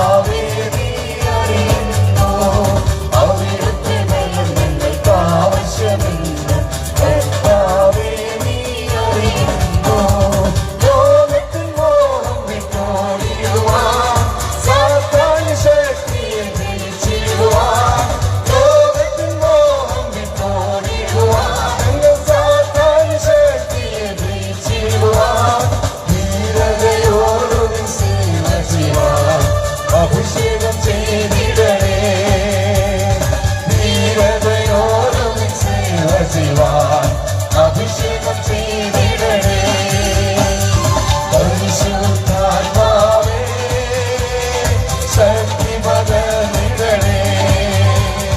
പരിശുദ്ധാത്മാവേ ശക്തി പകർന്നിടണേ. അവിടുത്തെ ബലം ഞങ്ങൾക്ക് ആവശ്യമെന്ന് കർത്താവേ നീ അറിയുന്നു. അവിടുത്തെ ബലം ഞങ്ങൾക്ക് ആവശ്യമെന്ന് കർത്താവേ നീ അറിയുന്നു. കൃപകളും വരങ്ങളും ജ്വലിച്ചിടുവാൻ അകലത്തിലേറി വളർന്നിടുവാൻ. കൃപകളും വരങ്ങളും ജ്വലിച്ചിടുവാൻ ഞങ്ങൾ വചനത്തിലേറി വളർന്നിടുവാൻ. മഴയെ വിട്ടുമയക്കിടണേ പിഞ്ചലമുണർന്നിടുവാൻ. മഴയെ വിട്ടുമയക്കിടണേ പിഞ്ചലമുണർന്നിടുവാൻ. പരിശുദ്ധാത്മാവേ ശക്തി പകർന്നിടണേ. പരിശുദ്ധാത്മാവേ ശക്തി പകർന്നിടണേ. അവിടുത്തെ ബലം ഞങ്ങൾക്ക് ആവശ്യമെന്ന് കർത്താവേ നീ അറിയുന്നു. അവിടുത്തെ ബലം ഞങ്ങൾക്ക് ആവശ്യമെന്ന് കർത്താവേ നീ അറിയുന്നു. അവിടുത്തെ ബലം ഞങ്ങൾക്ക് ആവശ്യമെന്ന് കർത്താവേ നീ അറിയുന്നു. അവിടുത്തെ ബലം ഞങ്ങൾക്ക് ആവശ്യമെന്ന് കർത്താവേ നീ അറിയുന്നു. അവിടുത്തെ ബലം ഞങ്ങൾക്ക് ആവശ്യമെന്ന് കർത്താവേ നീ അറിയുന്നു. അവിടുത്തെ ബലം ഞങ്ങൾക്ക് ആവശ്യമെന്ന് കർത്താവേ നീ അറിയുന്നു. ആമേൻ. ഹല്ലേലൂയ. ആമേൻ. ഹല്ലേലൂയ. ഈ ശാന്തമായ അന്തരീക്ഷത്തിൽ കർത്താവിന്റെ ദാസൻ അതിശക്തമായി ഇന്ന് രാത്രികാലം ദൈവവചനം സൃഷ്ടിക്കുവാനിടയായി തീർന്നു. ദൈവരാജ്യത്തെക്കുറിച്ച് കേൾക്കുവാനായിട്ടിടയായി തീർന്നു. അതിന്റെ ആദ്യ പടി എന്ന് പറയുന്നത് ഒരു മാനസാന്തരമാണ്. ഒരു മതം മാറ്റമല്ല, മറിച്ച് മനുഷ്യന്റെ മനസ്സിനൊരു മാറ്റം ആവശ്യമാണ്. കഴിഞ്ഞ ദിവസങ്ങളെല്ലാം ഇതോട് ബന്ധപ്പെട്ട വചനങ്ങളാണ് നമുക്ക് കേൾക്കുവാനായിട്ടിടയായി തീർന്നത്. ഒന്നാമത്തെ ദിവസം പരിശുദ്ധാത്മ ശക്തിയെക്കുറിച്ച് നമുക്ക് കേൾക്കുവാനായിട്ടിടയായി തീർന്നു. ഇന്നലെ രാത്രിയിൽ നിത്യതയെക്കുറിച്ച് നമുക്ക് കേൾക്കുവാനായിട്ടിടയായി തീർന്നു. നിത്യത മുതൽ നിത്യത വരെ മനുഷ്യൻ നിത്യതയെക്കുറിച്ച് നമുക്ക് കേൾക്കുവാനായിട്ടിടയായി തീർന്നു. എന്നാൽ ഇന്ന് രാത്രികാലം ദേവദാസ് കൂടി നമുക്ക് കേൾക്കുവാനിടയായത് ദൈവ രാജ്യത്തെക്കുറിച്ചാണ്. ആ ദൈവരാജ്യത്തിൽ പ്രവേശിക്കണമെങ്കിൽ ഒരു മാനസാന്തരം ആവശ്യമാണ്. പ്രിയമുള്ളവരെ, നമ്മെ തന്നെ ഒന്ന് പരിശോധിക്കുവാനായിട്ട് കഴിയുമോ? ദേവദാസനോട് ഓർപ്പിച്ചത് ഒരു പക്ഷെങ്കിൽ നമ്മുടെ അവസാനത്തെ സന്ദർഭമായിരിക്കാം ഇത്. നാളെ എന്നുള്ള ഒരു പക്ഷെ നമുക്ക് ലഭിച്ചു എന്ന് വരികയില്ല. നിങ്ങളൊക്കെ ഈ അടുത്ത നാളിൽ പത്രത്തിലൂടെയും മറ്റ് ദൃശ്യമാധ്യമങ്ങളുടെയും കേട്ടതായ കണ്ടതായ ചില വാർത്തകളുണ്ട്. നമുക്കറിയാം, നമ്മുടെ കോട്ടയത്ത് തന്നെ ഏറ്റവും ശക്തമായ നമ്മുടെ കമ്മ്യൂണിസ്റ്റ് പാർട്ടിക്ക് നേതൃത്വം കൊടുത്തൊരു നേതാവായിരുന്നു KP സൂണൻ എന്ന് പറഞ്ഞ സൂണൻ ചേട്ടൻ. അദ്ദേഹം താൻ വിശ്വസിച്ച പ്രത്യയശാസ്ത്രം പ്രസംഗിച്ചുകൊണ്ട് നിൽക്കുമ്പോൾ ആ സ്റ്റേജിൽ മരിച്ചു വീണു. എടവാ ബഷീർ എന്ന് പറയുന്ന ഒരു ഗാനമേള ഗായകൻ തന്റെ ഇഷ്ടപ്പെട്ട ഗാനം പാടിക്കൊണ്ടിരിക്കുമ്പോൾ അവിടെ മരിച്ചു വീണു. നമുക്കറിയാം, പ്രസിദ്ധ സുവിശേഷകനായിരുന്ന JC പാറക്കടവിൽ എന്ന് പറയുന്ന ദൈവദാസൻ താൻ സ്റ്റേജിൽ കർത്താവിന്റെ സുവിശേഷം പ്രസംഗിച്ചുകൊണ്ട് നിൽക്കുമ്പോൾ ആ സ്റ്റേജിൽ വീണ് തന്റെ പ്രാണനെ വിടുവാനിടയായി തീർന്നു. അനക്കര നാട്ടിലേക്ക് പോയി. ഈ അടുത്ത നാളിലാണ് ഇടുക്കിയിലുള്ള ഒരു ദേവാലയത്തിൽ ഒരു വിവാഹ ശുശ്രൂഷ ആശീർവദിച്ചുകൊണ്ടിരുന്നതായ ഒരു പുരോഹിതൻ ആ ശുശ്രൂഷ പ്രാർത്ഥിച്ച് അവസാനിക്കുന്ന സമയത്ത് ആ ദൈവാലയത്തിൽ വീണ് തനികലോകവാസം വെടിഞ്ഞു. ഞാനിത് ഓർപ്പിച്ചത് ഒരുപക്ഷെ നാളെ എന്നുള്ളത് നമുക്ക് ലഭിച്ചു എന്ന് വരികയില്ല. നാം ദൈവരാജ്യത്തിന് വേണ്ടി കാത്തിരിക്കുവാൻ നമ്മെ തന്നെ ഒന്ന് പരിശോധിക്കാം, അതിന് നമ്മെ തന്നെ ഏൽപ്പിച്ചു കൊടുക്കാം, നമ്മെ തന്നെ ഒന്ന് സമർപ്പിക്കാം. കർത്താവ് നമ്മെ എല്ലാവരോടും അനുഗ്രഹിക്കട്ടെ. ഇന്ന് രാത്രികാലം ദേവദാസനോട് പ്രത്യേകാലം നന്ദി അറിയിക്കുന്നു. കർത്താവ് അനുഗ്രഹിക്കുമാറാകട്ടെ. ഇപ്പോൾ വാഴൂർ സെന്ററിന്റെ വൈസ് പ്രസിഡന്റ് ആയിരിക്കുന്ന കർത്താവിന്റെ ദാസൻ പാസ്റ്റർ MD ജോസഫ് അവർ മുന്നോട്ട് കടന്നു വന്ന് പ്രാർത്ഥിച്ച് ആശീർവാദം പറയുന്നതായിരിക്കും അവനായ ദൈവദാസനെ ക്ഷണിക്കുന്നു. നമ്മുടെ തലകളെ വണങ്ങാൻ നമുക്ക് പ്രാർത്ഥിക്കാം. പരിശുദ്ധനായ ദൈവമേ, സ്വർഗ്ഗീയ നല്ല പിതാവേ, രാത്രിയുടെ നല്ല യാമത്തില് അങ്ങനെ വാഴ്ത്തപ്പെട്ട തിരുവചനം കേൾക്കുവാൻ ഇടയാക്കിയതിനായി സ്തോത്രം ചെയ്യുന്നു. ഇന്ന് രാത്രി കർത്താവേ, ഈ മീറ്റിങ്ങിനെ ഇത്രത്തോളം സ്വർഗത്തിലെ ദൈവം അനുഗ്രഹിച്ചതിനായി സ്തോത്രം ചെയ്യുന്നു. ദീർഘനാളുകളായി പ്രവർത്തനങ്ങളെ കർത്താവെ GM-ന്റെ പ്രവർത്തനത്തെ കർത്താവ് അത്ഭുതകരമായി നടത്തി. മുടക്കം കൂടാതെ എല്ലാ വർഷങ്ങളിലും നടത്തുവാൻ സ്വർഗത്തിലെ ദൈവത്തിന് പ്രസാദം തോന്നിയതുകൊണ്ട് ഞങ്ങൾ അങ്ങയെ സ്തുതിക്കുന്നു കർത്താവെ. ഈ 3 രാത്രികളിലും ദൈവം വാസ്തവമായി ഈ ദേശത്തോട് ഇടപെട്ടതിനായി ഞങ്ങൾ നന്ദി പറഞ്ഞ് സ്തോത്രം ചെയ്യുന്നു. ഇതിന്റെ പ്രവർത്തകരായിരിക്കുന്ന എല്ലാ പ്രിയപ്പെട്ടവരെയും കർത്താവ് ധാരാളമായി അനുഗ്രഹിച്ചതിനായി സ്തോത്രം ചെയ്യുന്ന കർത്താവെ. വചനം ശുശ്രൂഷിച്ച എല്ലാ ഭൃത്യന്മാരെയും അങ്ങയുടെ തിരുക്കരങ്ങളിലേക്ക് ഏൽപ്പിച്ചുകൊണ്ട് പ്രാർത്ഥിക്കുന്ന കർത്താവെ. എന്നാൽ രാത്രി ഇവിടെ കടന്നു വന്ന തന്നെ ജനത്തോട് കർത്താവ് സംസാരിച്ചതിനായി ഞങ്ങൾ നന്ദി പറഞ്ഞ് സ്തോത്രം ചെയ്യുന്നു കർത്താവെ. വൈദ്യനായിരിക്കുന്ന ലൂക്കോസ് കഷ്ടത അനുഭവിച്ച യേശു ക്രിസ്തുവിനെ തിരുവഴുത്തും പ്രകാരം വെളിപ്പെടുത്തിയത് കർത്താവെ. അങ്ങയുടെ വചനം ഇന്ന് രാത്രി കർത്താവിന് ദാസൻ കർത്താവെ ആ തിരുവചനം വെളിപ്പെടുത്തിയതിനായി ഞങ്ങൾ നന്ദി പറഞ്ഞ് സ്തോത്രം ചെയ്യുന്ന കർത്താവെ. മറ്റൊരുത്തനും രക്ഷയില്ല, ഞാൻ രക്ഷിക്കപ്പെടുവാൻ ആകാശത്തിന് കീഴില്ല മനുഷ്യരുടെ ഇടയില് നൽകപ്പെട്ട വേറെ ഒരു നാമം ഇല്ലാത്തത് കൊണ്ട് കർത്താവെ, രക്ഷാനായകനായ കർത്താവിനെ ഇന്ന് രാത്രി ഉള്ളത്തിൽ സ്വീകരിച്ച എല്ലാ പ്രിയപ്പെട്ടവരെ സ്വർഗത്തിലെ ദൈവമേ അവിടുന്ന് അനുഗ്രഹിക്കണമെന്ന് ഞങ്ങൾ ദൈവത്തോട് പ്രാർത്ഥിക്കുന്നു. ഇന്ന് രാത്രി കടന്നു വന്ന ആരെങ്കിലും കർത്താവെ രോഗികളായി ഭാരപ്പെടുന്നുണ്ടെങ്കിൽ സൗഖ്യത്തോടെ സ്വർഗം വരെ പറഞ്ഞയക്കണമെന്ന് പ്രാർത്ഥിക്കുന്നു കർത്താവെ. ഇന്ന് രാത്രി കർത്താവ് ഇത്രത്തോളം കർത്താവ് സ്നേഹിച്ചു അനുഗ്രഹത്തോടെ ഞങ്ങളെ പറഞ്ഞയക്കണനായി ഞങ്ങൾ ദൈവത്തോട് പ്രാർത്ഥിക്കുന്നു. ഇതിലൂടെ ഞങ്ങളുടെ വിലപ്പെട്ട ഹൃദയന്മാരെ ഓർത്ത് പ്രാർത്ഥിക്കുന്നു. പിന്നെ സുവിശേഷത്തിന്റെ ദാഹത്തോടെ അങ്ങനെ ശുശ്രൂഷ ചെയ്യുവാൻ കർത്താവ് ഓരോ ദേശങ്ങളിലും കൺവെൻഷന്റെ പ്രോഗ്രാമുകൾ അവർ നടത്തുവാൻ ആഗ്രഹിക്കുന്നല്ലോ, അതെല്ലാം ദൈവനാമ മഹത്വത്തിനാക്കി തീർക്കണമെന്ന് ഞങ്ങൾ ദൈവത്തോട് പ്രാർത്ഥിക്കുന്നു.